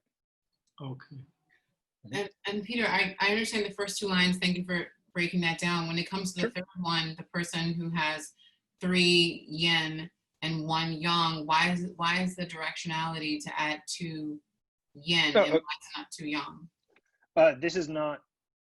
This is telling you that what we're seeing here, this is not what we want to do. This is just the difference. So here the difference is 2 yin, here the difference is 2 yang. The yang is 2 higher. I'm just making this up as I go. Okay. Yeah, this is just telling us that there's 2 more yin than there are yang. Okay. Got it. Yeah. Peter, what was the symptom for, or the symptoms for deficiency of yin? For deficiency of yin, don't worry too much about getting all these symptoms down. You're going to go over a long list of what these look like, but very simply, this is going to look like menopausal hot flashes. Okay, thank you. Right here. Yeah. If we come over here to this next one, all of a sudden, this deficiency and this excess, we might think, oh, deficiency and excess at the same time, they kind of balance each other out. But what we end up with here is this 4-point difference. So this patient is really unhappy. And it functions exactly like it looks as a 1 and a 5. So this patient, if this patient just had yang excess and their yin was healthy, we'd expect to see signs and symptoms throughout the day, but mostly heat conditions showing up. With this, it's heat conditions during the day, and then they're worse at night. And this patient might have rage attacks, and this patient might have really red face and hypertension and a whole host of other issues. When we're talking about the yin and yang deficiency at the same time, relatively, they're perfectly healthy. Relatively, there's no problem. So this patient is kind of unsure, and it functions kind of like it's 3 and 3 from a relative perspective. They're balanced. Absolutely, this patient's just exhausted. This looks like being older than they should be. This looks like premature aging, but it looks like premature aging in a way that's like not that bad. They're just shaving years off their life, but subjectively not miserable. That make sense? Like they're not having hot flashes. They're not passing out in the afternoon. They're just, 30 and they look like they're 45 and getting more tired, but evenly. They don't really have a chief complaint. Their chief complaint is, I don't know, I'm just tired, and I don't know, it's okay. You know, creaky bones, a little bit of low back pain. It's making some sense? Okay, thank you for, if this is still confusing, we can go over this one more time next week as part of the midterm review, because it is kind of confusing. There's a lot here. Stop cloud, I don't want to stop the cloud recording. Okay. I'm glad you're appreciating this foundation. Okay. Let's take a couple minutes for questions, and then we'll take a break, and then we're going to move on.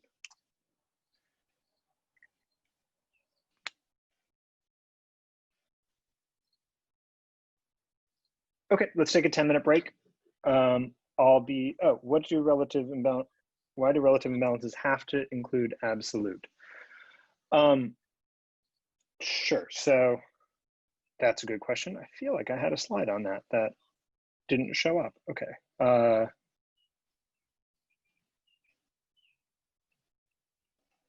So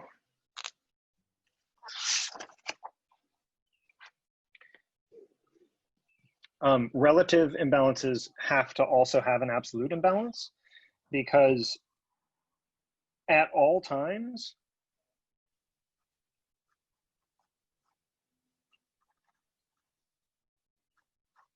absolute balance means that yin and yang are equal.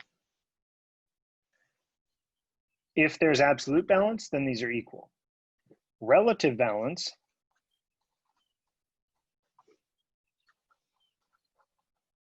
is looking at the difference, something more like yin minus yang. And that's going to tell you the relative imbalance between the two. Or yang minus yin, it doesn't matter, just what's the difference. If these two are the same, then this is going to be 0. If these two are different, then this can exist. Now you can have an absolute imbalance and not have a relative imbalance, like if yin equals 1 and yang equals 1, then we have an absolute imbalance, but we don't have a relative imbalance. Make sense?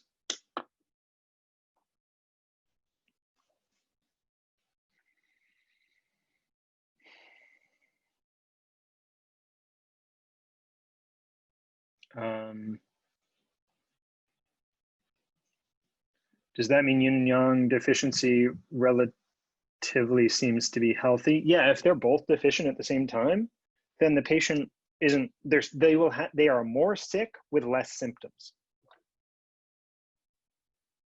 is what that means. Okay. Peter, does that kind of speak to if someone's kind of constitutionally, like studying Ayurveda, like, I don't know if you're familiar with the concepts of like Pitta, Kapha, like Vata kind of thing, but it's like some people are more constitutionally fiery or excess or whatever else like that. Is that what you would kind of take into account with like an absolute imbalance type of thing? If someone just kind of, I know you said that the tendencies play a role, but is that more what you're talking about kind of, I guess? Yeah, I mean, so we can add another layer onto this, which, understand, this is just for your edification for now. This is not, no exams, you don't have to understand this. In theory, this is equal, but everyone's 3. So if yin is 3 and yang is 3, then the patient's healthy. But in reality, these numbers aren't going to be 3 for any given patient. I mean, the numbers are all made up anyways, but some patients are, their balance involves there being more yang than yin, or more fiery, or more watery, but fire's yang and water's yin. So the question is, how is their balance based on their constitution? But that's another layer that only makes this more complicated. But if you're trying to map this onto Ayurveda, then yeah, there's definitely a constitutional aspect. This also tells, people's constitutions also tell us quite a lot about what types of sickness they're going to get. So I mentioned earlier that, you know, you can say, oh, this patient tends towards yin pathogens. And if a patient tends towards yin pathogens, they probably have a yang deficient or a yin type constitution as well. And those things are semi-mutable. Is that kind of like, if it ain't broke, don't fix it kind of thing? Like if someone's kind of that way, do you leave it alone, or would you still try to bring them up from if you thought they were deficient? Depends on what the patient needs, what they're coming in for, and what their chief complaint is. If the patient's coming in because they feel directionless in life and don't have a purpose, then we're going to have to deal with that. If they're coming in because they have ankle pain, then I might mention that, hey, you know, there's other stuff here. If you ever feel like you want to work with this, let me know. But they came in for ankle pain. You know, if you're a 5-element practitioner, you just don't do ankle pain. You only do that other stuff. If you're an orthopedics practitioner, generally you just do injuries. Whatever it is you're interested in doing, you can steer towards building the sort of practice that allows you to do that. I enjoy going to deeper levels with people. I find that rewarding and fun. But I also really like orthopedics. So, you know, there's flexibility. Thank you. Yeah, for sure. All right, I'm gonna call this a break. I'll see you guys at 3:15. If we're talking about what do we see signs of, we're going to see symptoms of whichever of these, of all of these. So for the absolute imbalance, what we care about is the amount of yin relative to the baseline. If it's lower or if it's higher, we're going to see symptoms that reflect that. Then we're going to ask, what is the amount of yang relative to the baseline? And we're going to see symptoms of that being lower or higher as well. And then for the relative imbalance, we're going to ask, what is the amount of yin relative to yang? And if that's greater or less, we're going to see symptoms of that. And what is the amount of yang relative to yin? And then we're going to see symptoms of that. Hopefully that helps a little bit. I'll leave that up for just a second if anyone wants to write it down. And then we'll start off. Happy to take any other questions. Okay. So we're going to go over some internal pathogenic factors here. So we talked about external pathogenic factors already, right? Those are things that come from the outside: wind cold, wind heat, damp, dry, fire, all that stuff, summer heat. We talked about all those as coming from the outside. Now we're going to talk about what they look like once they're inside us or if they're internally generated. There's a lot of slides here. We've got 82 slides on this subject. So this has also been posted on the Moodle and on the Slack. So please also read over this before next week, where we're going to go through it relatively quickly, whatever's left. These are going to be caused by emotions or lifestyle. So emotions and lifestyle behaviors create internal pathogens, internal pathogenic factors. And when we say that, we just kind of left that there. And now we're going to talk about what is it that they actually create. So an example here, anger is the cause, heat is the pathogenic factor that it creates, and then tinnitus is the symptom that it manifests. That would be an example. So we've talked about the causes a little bit already, and now we're going to go through the pathogenic factors that are created, and we'll touch on symptoms a little bit, but you'll get more of that down the road. These are all the types of pathologies, period. Kind of. They can be combined with each other.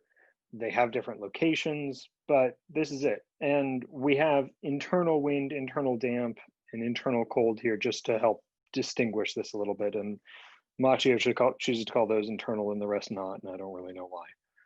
But this is your list. You also have these slides. What about dryness? I'm pretty sure I have slides on dryness and just forgot to write it down. But it's also part of pathology? It is. Thank you. Dryness should be on there, and I'm just quickly checking to make sure I have that. Damp, heat, cold. If we don't touch on that, I will resolve that a little bit later. There may not be slides on dryness here. Oh, Veronica, thank you for posting that. Yeah, we've got some more slides on this week's Moodle that we're not going to get to today, but that's okay. Okay. So these are all the pathogen, internal pathogenic factors that you can have. All of these are excess. You can have deficient heat, you can have deficient versions of these, but most these are generally speaking going to be excesses. They can also lead to deficiencies though. So something like internal fire can lead to blood deficiency or yin deficiency. Don't worry about the specifics of that, but okay. So just like we said in the last set of slides, saying yin deficiency or yin excess, saying yin deficiency tells us a lot, saying yin excess doesn't tell us very much. So we have to split apart which types of yin excess, and this is where we do more of that. Today we're just going to do general internal pathogenic factors like heat, and then starting next week we're going to be going through the organs individually. Might be in 2 weeks. And when we start doing that, we're going to talk about like, well, what does it look like? So we want to talk about what does heat look like?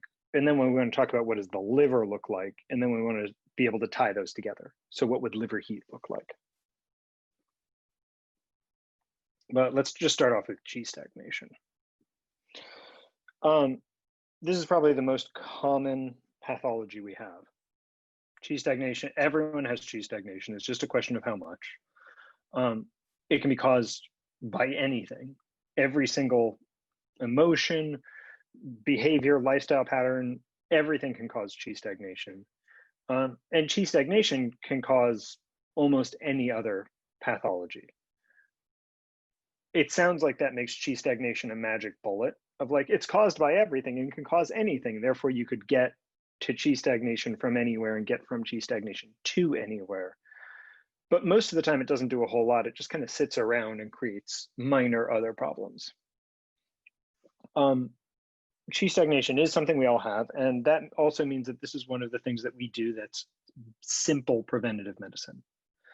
This is the sort of thing of like, this is eliminating chi stagnation that's been hanging around in a patient for a long time will decrease the chances that they're going to produce other pathogens. It's also going to increase their healthy flow of chi, blood, fluids, everything. So one of the things that we do to prevent is we move chi stagnation. It's also one of the things that things like Tai Chi and exercise do, is remove chi stagnation. Every emotion can and tends to cause chi stagnation.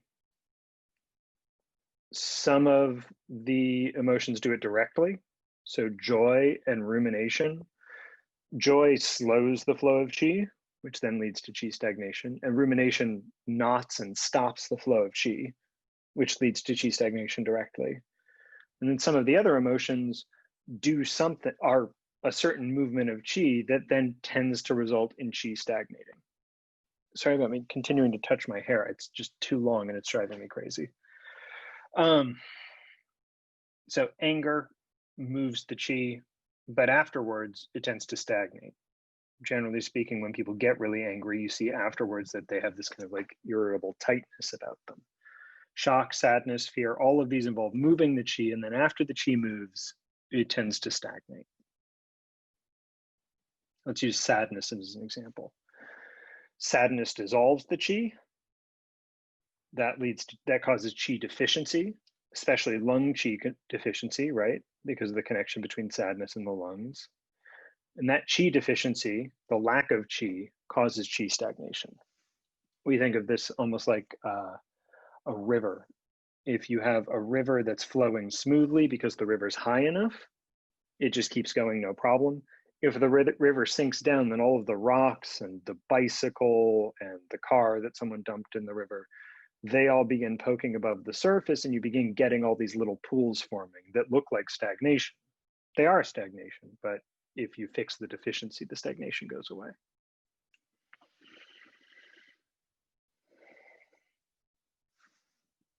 Oh, I have a slide on that. Okay. Yeah, there you go. It's written down there. Let me get through chi stagnation. We just have a couple more slides, and then I'll answer all the chi stagnation questions. Okay. So what does chi stagnation look like? How do you know if you have it? The most common symptoms, the chief symptoms, are bloating or distension, pain or discomfort anywhere, and a wiry pulse. If a patient has a wiry pulse, you've done your entire diagnosis to know that they have chi stagnation. They may have other things, but you know they have chi stagnation. If they've got discomfort somewhere in their body, you know they have chi stagnation. They may also have other things, but they have chi stagnation. And very often chi stagnation results in irritability and frequent sighing. Those are both common, like patients who are talking to and then just have to stop and do that. That's chi stagnation. And chi stagnation mostly affects everything, but most commonly the digestive system, focused in on the spleen and stomach, the liver, which is what we talk about the most when we talk about chi stagnation, and the lungs. Those are the organs most commonly affected by chi stagnation. Anyone want to, you guys are too early in points for me to ask this. So what are the 4 gates? You guys know what those points are?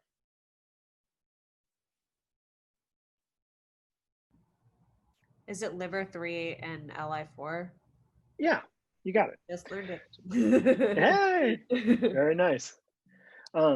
So we used that point combination for a lot of things, but the most commonly thing it's used for is chi stagnation.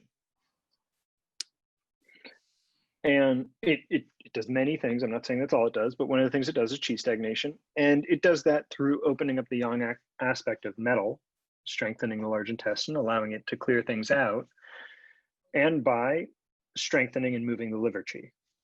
When we think about chi stagnation, we usually think about the liver first. So even if the problem is that the person has chi stagnation in their spleen or their shoulder or their gallbladder, we're probably still going to be using a point like liver 3 to help move that chi stagnation. Also, liver's in charge of free flow of chi. So we kind of, if there's chi stagnation, the liver's not doing its job. And that's our quick introduction to chi stagnation. We're going to do a bit more on that as we go through each organ. But that's the quick intro. So let's see what questions we got here. What about when sadness is the underlying cause of anger or anger is a cover-up? The chi comes up and then dissolves. More complicated and not super on subject. Danielle, it's liver 3, large intestine 4, 4 gates. When that happens, we're looking more at a 5-element generating and controlling cycle question. And so that's more about interrelationships between different organs than it is about the specific actions of those emotions at the time. So it's a little deeper than we're going in this class. And Lindsay, I feel like everything I've read about chi stagnation makes it sound super serious and severe, but this makes it sound like it's not the case. It could just lead to other imbalances, which of course could be serious. What are your thoughts on that? It depends on how bad your chi stagnation is. Same with blood stagnation. So you can have chi stagnation like my shoulder feels a little bit tight, or you can have chi stagnation like a hypertensive episode that puts a person in the hospital or causes a heart attack. So chi stagnation runs the gamut from very minor irritant to life-threatening disorder. In the same way that, like, does a boulder in a river cause a problem for the flow of the river? Not necessarily, but a lot of boulders might. Yeah, so chi stagnation can range from like a 1 out of 100 as a problem to 100 out of 100, and at 1 out of 100 you don't notice it. At 10 you've got some aches and pains. At 90 you're on 10 different medications to stop from having a heart attack or some other that level issue.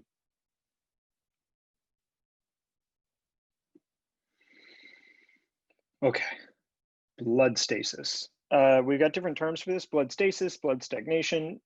For now, it's just blood not moving properly. Don't worry about the exact term. Okay, so blood stasis is also common, but less so than chi stagnation. It can be caused by almost anything, but the main, excuse me, I edit my slides, but its most common cause is chi stagnation. So generally what happens is that the chi stops moving, and when the chi stops moving, the blood stops moving.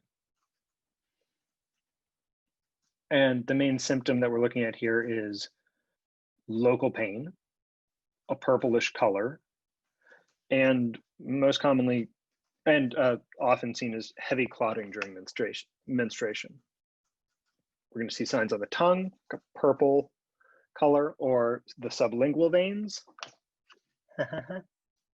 being very distended, the veins on the underside of the tongue, and the pulse being wiry and or choppy.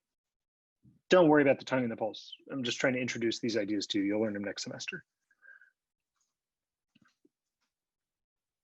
Just a quick reminder that Western medicine blood and Chinese medicine blood are overlapping, but are different. I actually had a quick thing I wanted to read about this to you guys. I'll post this up in the Slack as well. But I was at the beach yesterday reading, where are these photos? Reading from Elizabeth Rashat's book. There we go.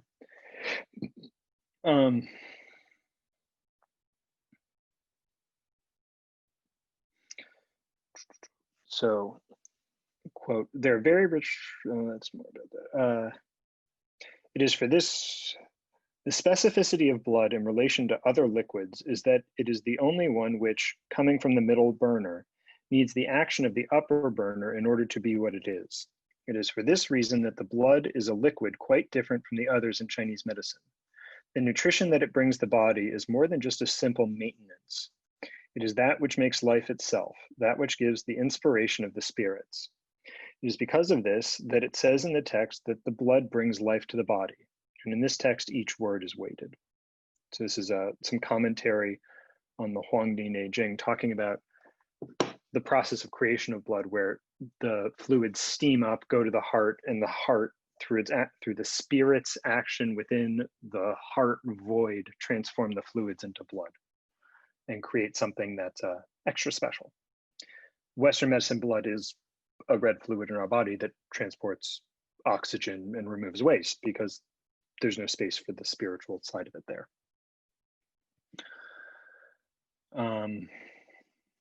Jasmine, can someone have this and not show it in their tongue? They will definitely show it in their tongue, but that doesn't mean that beginners can see it in their tongue. There might be other stuff that's much more prevalent. Okay, stasis versus stagnation. Oh yeah, they use different words for blood. Don't worry about it too much.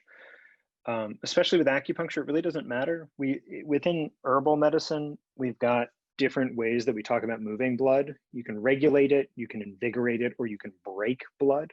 Those are all options for what you do to move blood that isn't moving well. Within acupuncture, and we use different herbs depending on which one we're doing, right?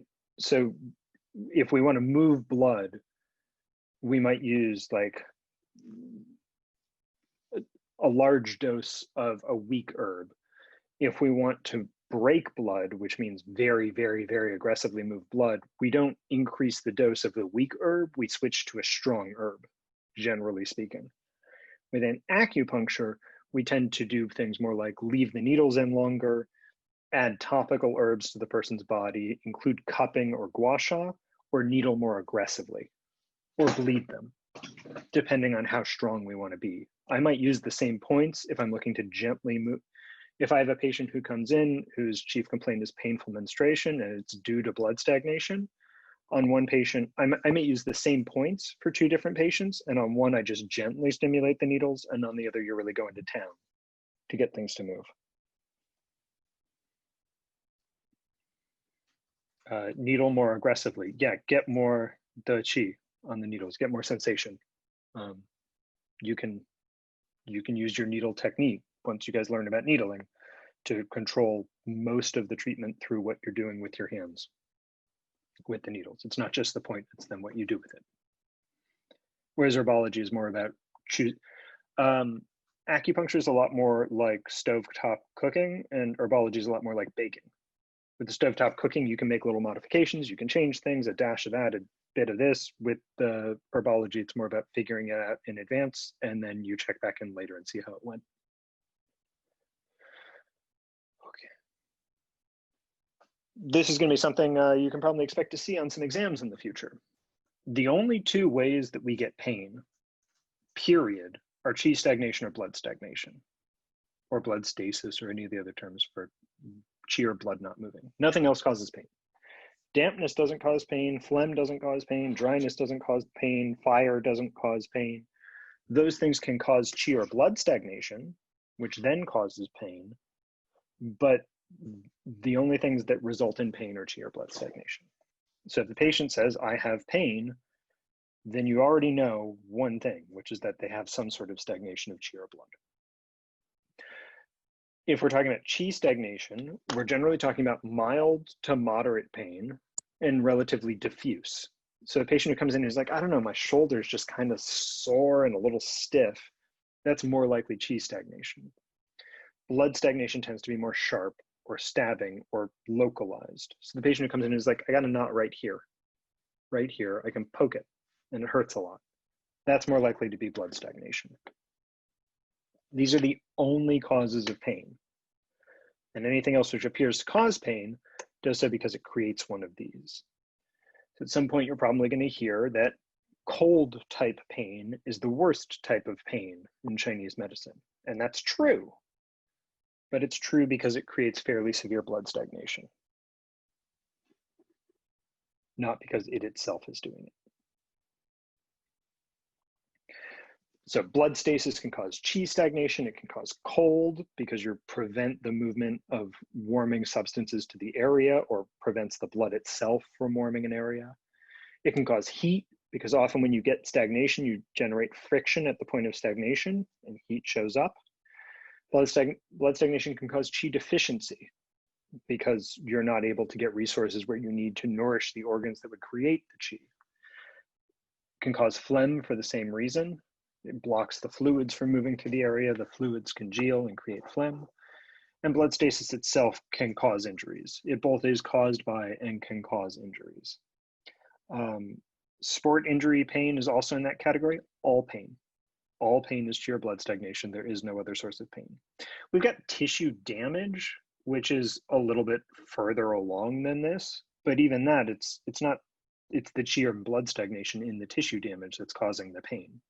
You can have problems without pain that don't involve sheer blood stagnation, but even someone who breaks a bone, like the reason it hurts during the healing process is because of chi and blood stagnation. And so what we will often do is use topical plasters that move chi and blood and reduce pain.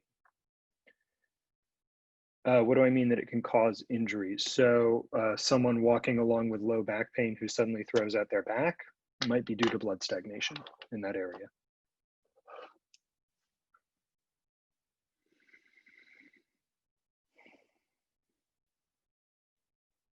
Okay. So I kind of covered this briefly there. Chi and blood stagnation tend to come together. It's just a question of which one is more prevalent.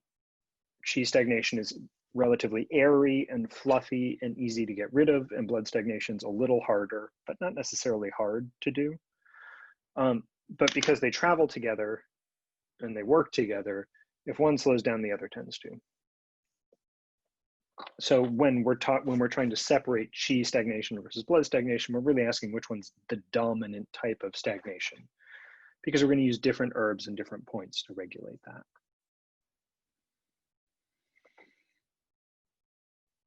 Oh, yeah, this is the cold aspect. So if cold is causing the blood stagnation, one of the functions of cold is it causes things to contract.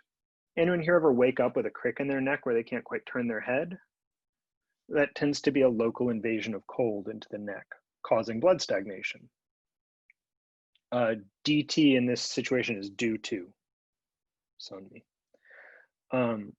In this case, in the case of blood, cold causes it to stagnate, usually in a very local spot. Sometimes you'll see people get this in the abdomen and cause some very severe abdominal pain that can often end up looking almost like I had a patient a while back who had a cold invasion into their stomach. We never quite figured out why, most likely due to dietary things. And before I saw them, they'd had exploratory surgery on their intestines, trying to find what it was that was causing them so much pain. And within the Western medical model, they got to the point of like, patients in crippling pain, I guess we'll try this. And fair enough. we were able to get rid of this pretty quickly with ginger tea and moxa. The blood stagnation from the exploratory surgery became an issue. Okay. You can also get blood stasis due to heat. So cold causes things to contract and then lock in place. Heat causes things to speed up, dry out, and derange. Does all three of those things. When we're talking about heat causing blood stasis, it causes that by either deranging the blood and causing bleeding. So you see this especially in older folks who just get like the subdermal bleeding. It's usually due to medications that they're on. Heat in the blood will just cause this bleeding under the skin or petachia to form on the skin. The heat can also dry things out, which can lead to coagulating, which can lead to the blood coagulating in an area. It doesn't necessarily mean clotting, because again, we're talking about Chinese medical blood, but it means that the blood dries out and firms up in the area. And the easiest way to treat heat in the blood is to bleed the patient. It's incredibly effective. It's surprisingly effective. If you're steeped in the Western medical tradition and you know the history of bloodletting in the West, then this sounds like a really bad idea, but we're talking about drops of blood, not liters. So it's a very different equation here.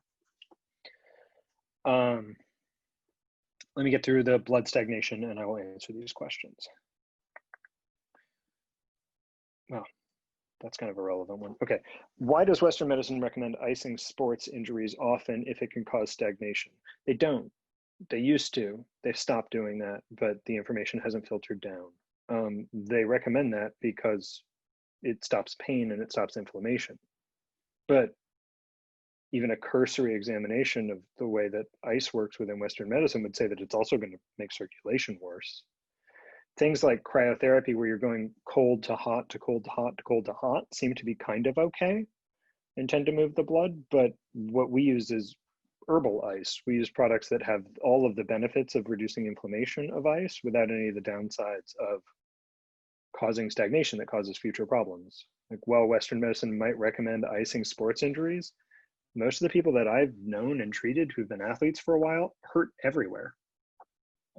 And I think the ice is a contributing factor to that. Combo of heat, cold, draw blood to the area, increasing circulation. Not really. We usually try to use heat, but the problem of using too much heat is that it does increase the inflammation locally. So how do you get the benefits of heat and the benefits of cold without the downsides of either? We use topical herbs. Are there ways to know which of these the patient is experiencing? You will begin learning that next semester when you begin investigating these things. So pulse, tongue, and all of the other small symptoms they have is the answer to that question. So blood stagnation due to cold, you're going to see a very different tongue and pulse than blood stagnation due to heat. Very different. They're not easy to mistake for each other. But the patient might say all of the same words to you about what they're experiencing. Okay. Blood stasis due to qi deficiency. If there's not enough qi to move the blood, then the blood doesn't move. It's a simple equation. Qi deficiency leads to qi stagnation, leads to blood stagnation. That's it. So in this case, we could try to move the blood, and that could work temporarily. But if we don't tonify their qi as well, then the blood's just going to stagnate again. So if we look at this case of blood stasis due to qi deficiency, and all we do is treat the blood stagnation, then this patient's going to feel better for a couple of days and come back the next week. And they might do that forever. Or we can treat the qi deficiency and it will resolve the blood stagnation, and it will also resolve their low energy that they never reported in the first place until you asked about it. And just like qi deficiency, we can get blood stagnation due to blood deficiency. It's the same idea as why we can get qi stagnation due to qi deficiency. A low river doesn't flow well. In this case, blood stagnation due to blood deficiency tends to really affect people psychologically. The blood is very important for proper emotional functioning. And in this case, if the blood isn't moving because there isn't enough blood, if we force the blood to move, we damage it. We're draining them a little bit every time we do that. And so the patient will tend to feel better for a couple days, and then they'll be back the next week and they will feel worse than before they came in to see you the last time. Decently common, especially in people who are of the vegan yoga practitioner persuasion, who have been trying to get rid of the blood stagnation pain by doing more yoga. But the problem isn't that they're not flexible enough or not stretching or moving, it's deficiency. We can get it due to phlegm. Phlegm can be an obstruction. Phlegm can also kind of do anything and is really weird, and we'll get to it a little bit later. But the most obvious and least subtle version of this is something like plaque building up in an artery. And the last blood stagnation option is injury. This isn't really internally generated, right? If we're talking about injury, we're talking about a miscellaneous disease, miscellaneous cause of disease. But what happens is an impact occurs to the person, their Wei Qi goes into battle against the impacting Qi coming into the person's system. If the Wei Qi is strong enough, they don't bruise. If the Wei Qi isn't strong enough, they do bruise. This is where all the Tai Chi and Qigong legends about people getting bit by a dog and the dog breaks its teeth. What they're really saying is that the person's Wei Qi was that strong, whether or not it's real. But this is also the reason why, especially with women who tend to be blood deficient, you see quite a bit of easy bruising. Yeah, blood deficiency leads to Qi deficiency, leads to not being able to have your Wei Qi mount a proper defense, and leads to bruising easily.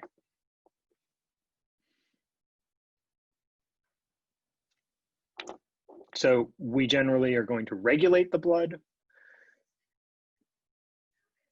And if there's a lot more blood stagnation, we're going to invigorate the blood, which just means oftentimes the blood stagnation can be treated very gently, and sometimes we have to be a little more aggressive. But these are the phrases that you're going to see. And when we're talking about, if you remember from, oh, this is an upside to me in this paper, I can go back to things I've written on this. Okay, so if we go back to,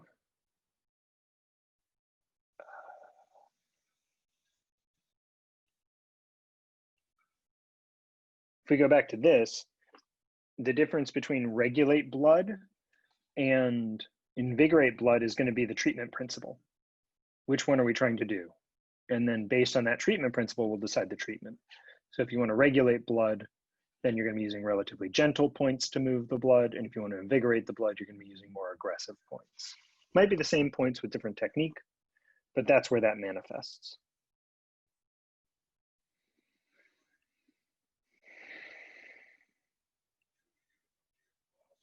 You guys doing okay here? Good. Let's try to get through one or two more of these. I'm just going to check the comments here. How's the chat doing? Is there a way to know when there's deficiency or stasis due to deficiency? There are lots of ways, but that is well outside. That'll be your next semester. We'll go over that.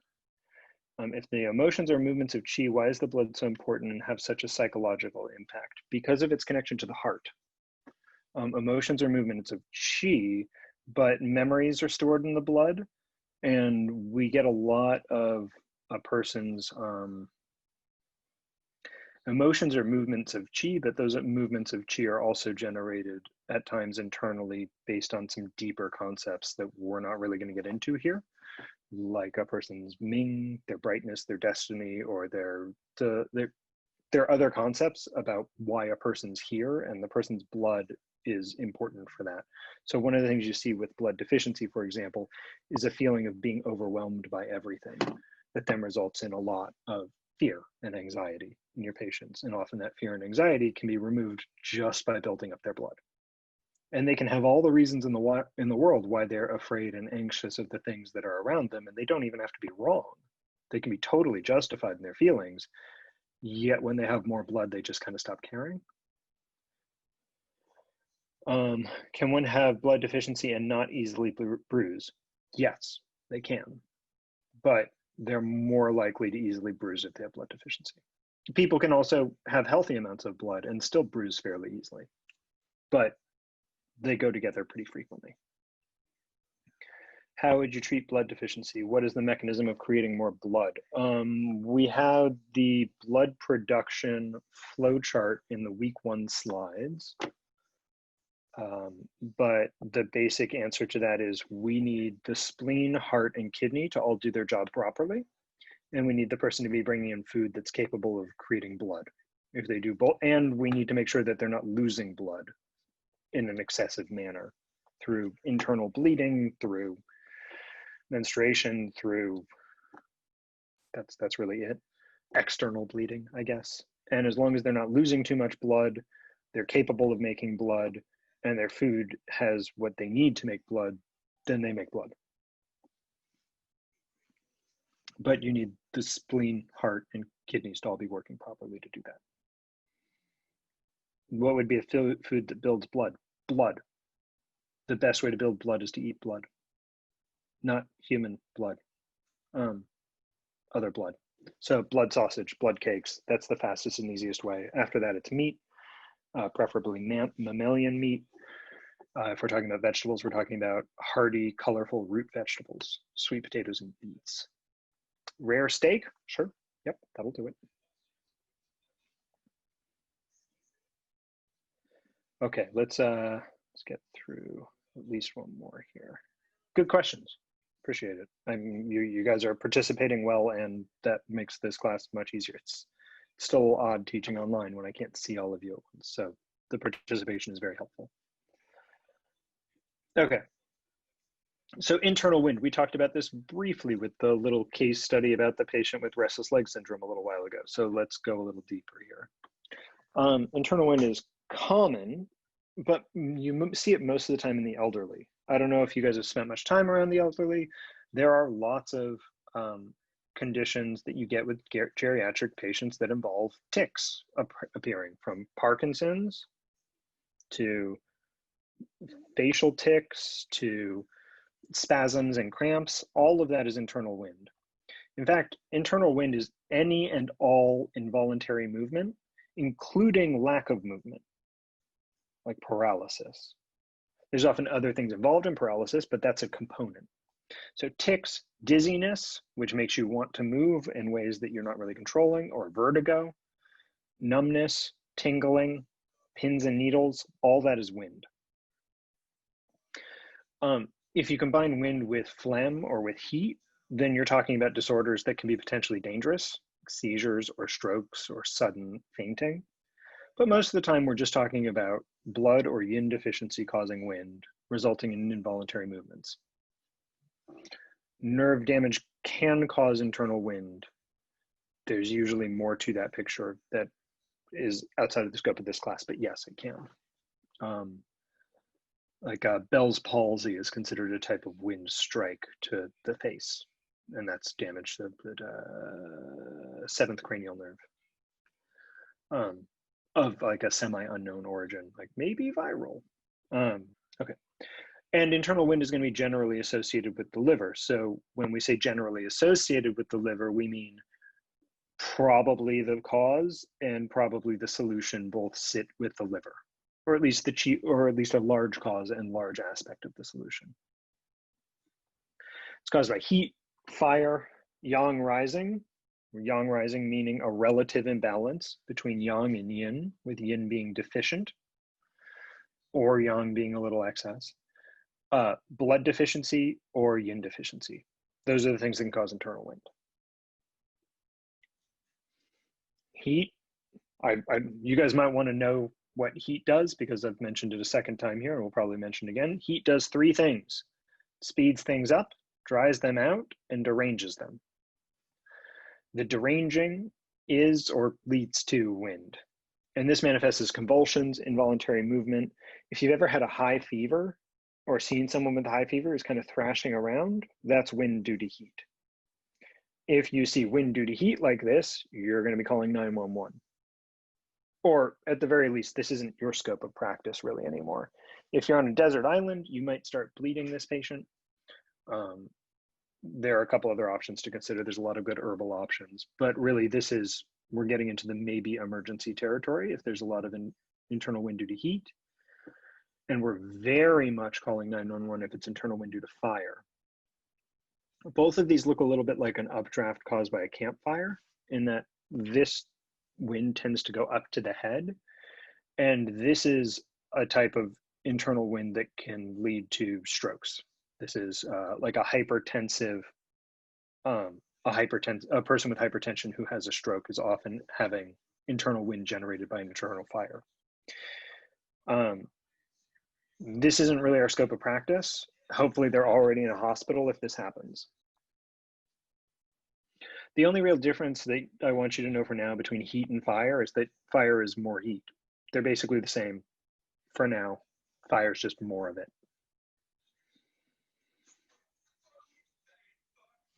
Can you turn that on? Okay. Internal wind due to yang rising. So this one is relatively common and usually chronic and sometimes due to medication. Those are all, yeah. This is one of, especially in older men, this is one of the more common causes of internal wind. Yang and yin are supposed to support each other, right? Balance each other out. Little yin deficiency, yang starts rising upwards. If that results in facial tics, tinnitus, dizziness, any sort of involuntary movement in the head, which includes the arms, keeping in mind that, like, ignore my sweating in this hot room. We have our arms up in the Chinese medical anatomy, which means that involuntary movements in the hand are also considered to be up.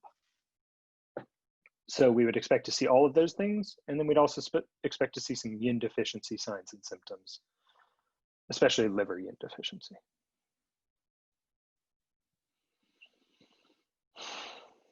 If we're talking about internal wind due to blood deficiency, then this is a little less common.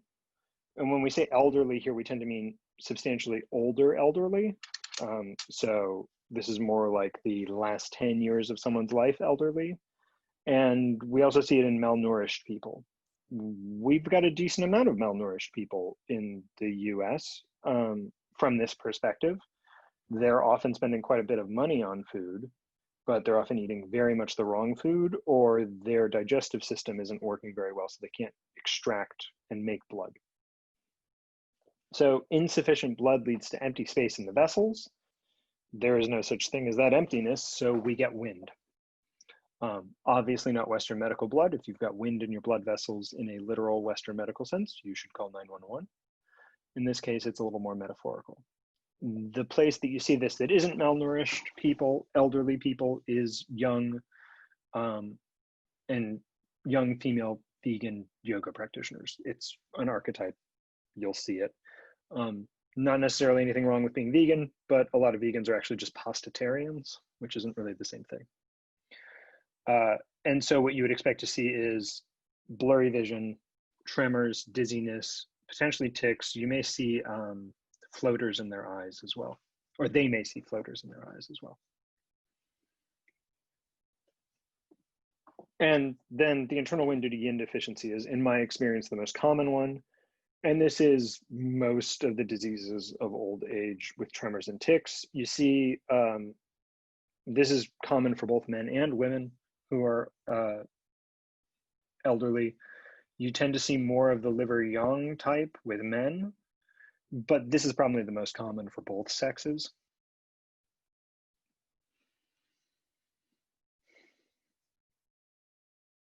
And the treatment for wind is settle wind. And then we have to ask why it's there in the first place. Because pretty much always the wind is going to be a branch. And if you resolve the root, the wind goes away. The wind needs a space to occupy. And as long as there's no space for it to occupy or nothing stirring it up, it doesn't exist. So if you've got wind, internal wind due to blood deficiency, for example, you're not going to cure it until you get rid of that blood deficiency, until you tonify their blood. You can temporarily reduce the symptoms through treatments that involve settling wind, but ultimately without resolving the underlying cause, it's not going anywhere. And as soon as you resolve it, the rest of it will go away. This can be a really fun one. Sometimes patients come in and they've got like a facial tic or even like a lot of this sort of movement. going on, where it's like not really a facial tic, they just don't stop moving their face. And that's often internal wind due to heat, and sometimes one treatment with bleeding and it's completely gone and it doesn't really come back. That can be pretty cool. They're often very impressed, which is always nice. So internal wind review, all involuntary movement is internal wind, including lack of movement. This is doubly true if those signs and symptoms are around the head. So if you see tinnitus or headaches, wind is not the most likely answer for either of those things, but it's something to consider. For the note on Parkinson's, is that liver wind? Often, but it can be due to multiple causes, but it will be one of the things on this list. Which points is good to tonify blood? You can't really tonify blood super well with acupuncture points. What you can do is increase the ability of the body to extract from food. Food's the most important thing for building blood, and then the question is, how do we make the digestive system work better? And the shortest answer to that is stomach 36. And then the longer answer depends on the person a bit.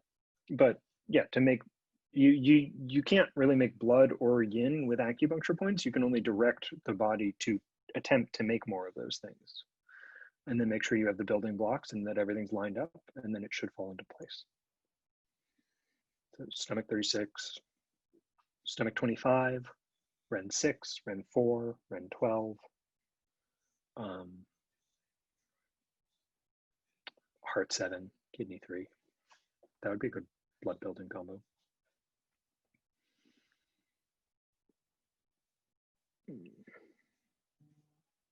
We got time for one more here, but it's not going to be dampness because that's the longest one. Let's do cold. Okay. So internal cold is going to be caused by yang deficiency, which creates what we call empty cold, or a transformation from an external invasion, which we call a full cold. We got to be a little bit careful when we say external invasion, because external invasion in this case includes diet or being in excessively cold environments. The difference between empty cold and full cold isn't super important, except that it's one of those things that comprehensive exams and board exams like testing you on, because it's a little thing where they can get a little traction. The difference between these two is decently academic because we treat them basically the same way. And empty cold can become an excess condition. It doesn't necessarily mean it's pure deficiency.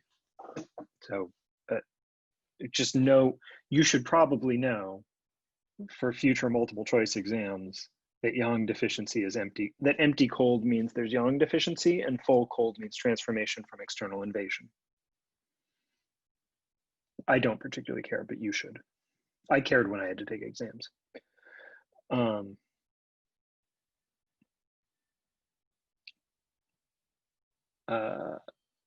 For yang deficiency, yang is the aspect of the body that warms the body.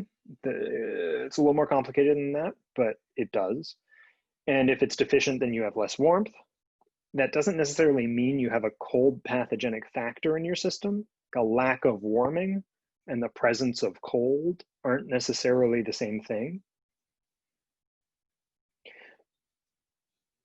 And a cold internal pathogenic factor doesn't necessarily mean what we would think of the word cold meaning.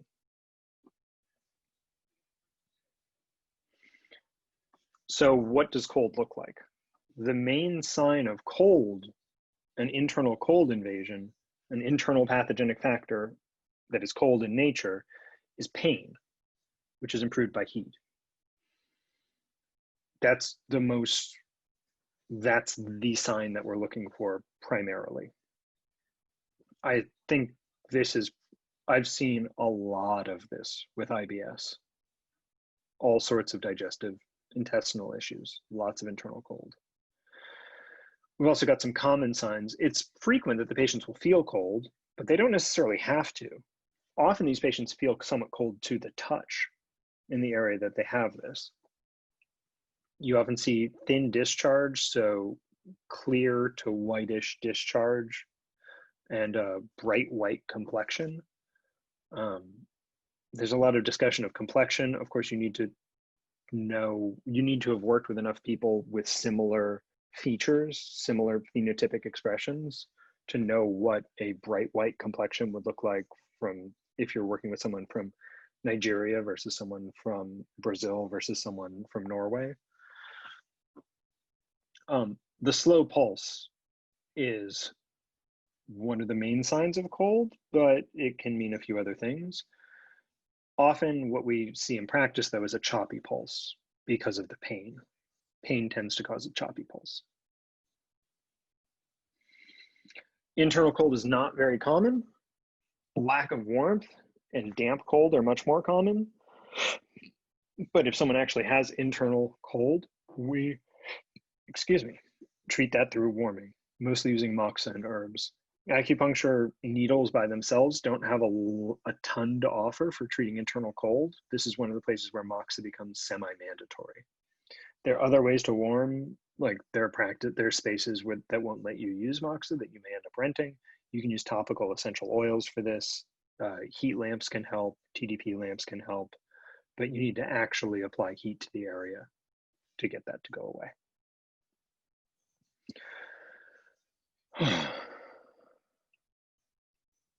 Okay, that's it for cold. Let's see here. For paralysis, would you need more wind? How does that work? No, you don't need more wind. Paralysis is not involuntary movement of an excess of movement you don't want to do, or inability to move when you want to move, is all wind. If we're talking about paralysis, I haven't had the opportunity to work with that many people who actually have paralysis. I don't have a lot of personal experience to share with that. I've worked with a lot of Bell's palsy. It's usually a question of unblocking the channels. That'd be the first treatment principle you'd be looking at. And then usually tonifying some sort of a substance there.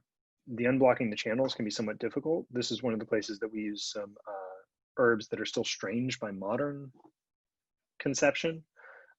Like poisonous snakes boiled in water. If you go into the herbal pharmacy at the school, they've still got a couple snakes, or at least they used to. Not that anyone can go into the herbal pharmacy right now, but yeah, we use that. What do you mean by thin discharge? That means nasal, vaginal, it could be urethral.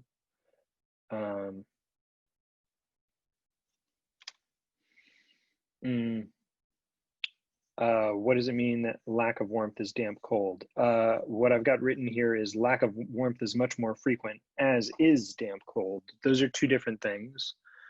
We'll go over dampness and all of its varieties next week. But when we're talking about damp cold, what we're talking about is dampness. That's a little bit cold. It's not cold in the same. When we're talking about cold as an internal pathogenic factor, and we're talking about damp cold as an internal pathogenic factor, very different. The damp cold has a cold nature, but you often aren't going to have any of this sort of pain or a slow pulse with it. What's the lack of warmth? Sure, like a blood deficiency, yang, qi deficiency, both of those can cause the patient to feel cold, to say to you, I'm cold, I feel like I have cold inside my body. But in those cases, it's more like the issue here is that we need to reignite the fire within them than it is that we have to extract an ice cube out of them. Oh, I see. So it's like due to like damp cold, but I think I understand you. Okay, thank you. Mm-hmm. Lack of warmth and damp cold are separate things. The three different things we're talking about: internal pathogenic factor of cold, lack of warmth, and damp cold. Three different things. We'll go over damp cold next week. Okay, so we got a bit more to go over next week. We'll have the midterm in 2 weeks. We'll do a midterm review next week. I think I'll just send out, I think I'm just going to post the quizzes that we haven't done on the Moodle for you guys to do on your own and look over. And then on the other side of the midterm, I'll figure out a couple of ways to get some just spread out where all the weight is for your grade for the class, because right now it's going to be mostly the midterm and the final, and that's a little bit much. So we'll come up with some stuff on the other side of the midterm to improve that. That's about it for today. Anyone here have any questions? We covered a lot of material. I'd appreciate it if you guys spend some time thinking about and maybe working through. I can write up a quick worksheet for you guys and put it on the Moodle. I'd like you guys to practice and go over the absolute versus relative imbalance stuff before next week. And I can, just making a note for myself here. I can make some materials for that for you guys. Peter, I have a question. Yeah. So what was interesting when you were talking about the internal wind, a lot of the symptoms for like internal wind due to heat and internal wind due to fire are also some of the long-term or severe effects that they found from COVID. And obviously we're still learning a lot about what that is and where it falls in Chinese medicine. But do you think that could be like not symptoms of COVID, but like past COVID, post-COVID symptoms? Could that be an example of internal wind? It certainly can be an example of it. Yeah, I mean, anyone who's getting these sorts of symptoms, yeah, I mean, it's COVID's a very strange disease in a lot of ways. I haven't actually done that much investigating of it myself. From what I understand and what I've heard from other practitioners, it seems to be mostly treated as a type of disease that we're not really covering in this class, and that isn't really standardly covered, which is a type of, what's the word that's used for it? A type of bad external wind, damp, cold type of invasion. Forget the exact word that's used for it. But it does weird things longer term. I don't have a model for it yet. I haven't heard a good model for it yet. It seems to strongly affect the blood vessels in terms, within a Western medical sense, in terms of how it affects people. And that's interesting. The blood vessels are an extraordinary organ within Chinese medicine.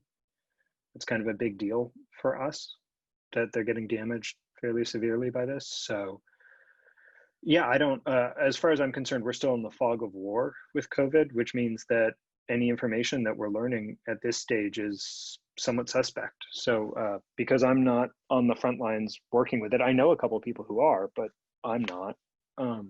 It actually isn't really a place I've put a lot of attention or time, because my guess is that a year from now, most of what we think about it will think differently.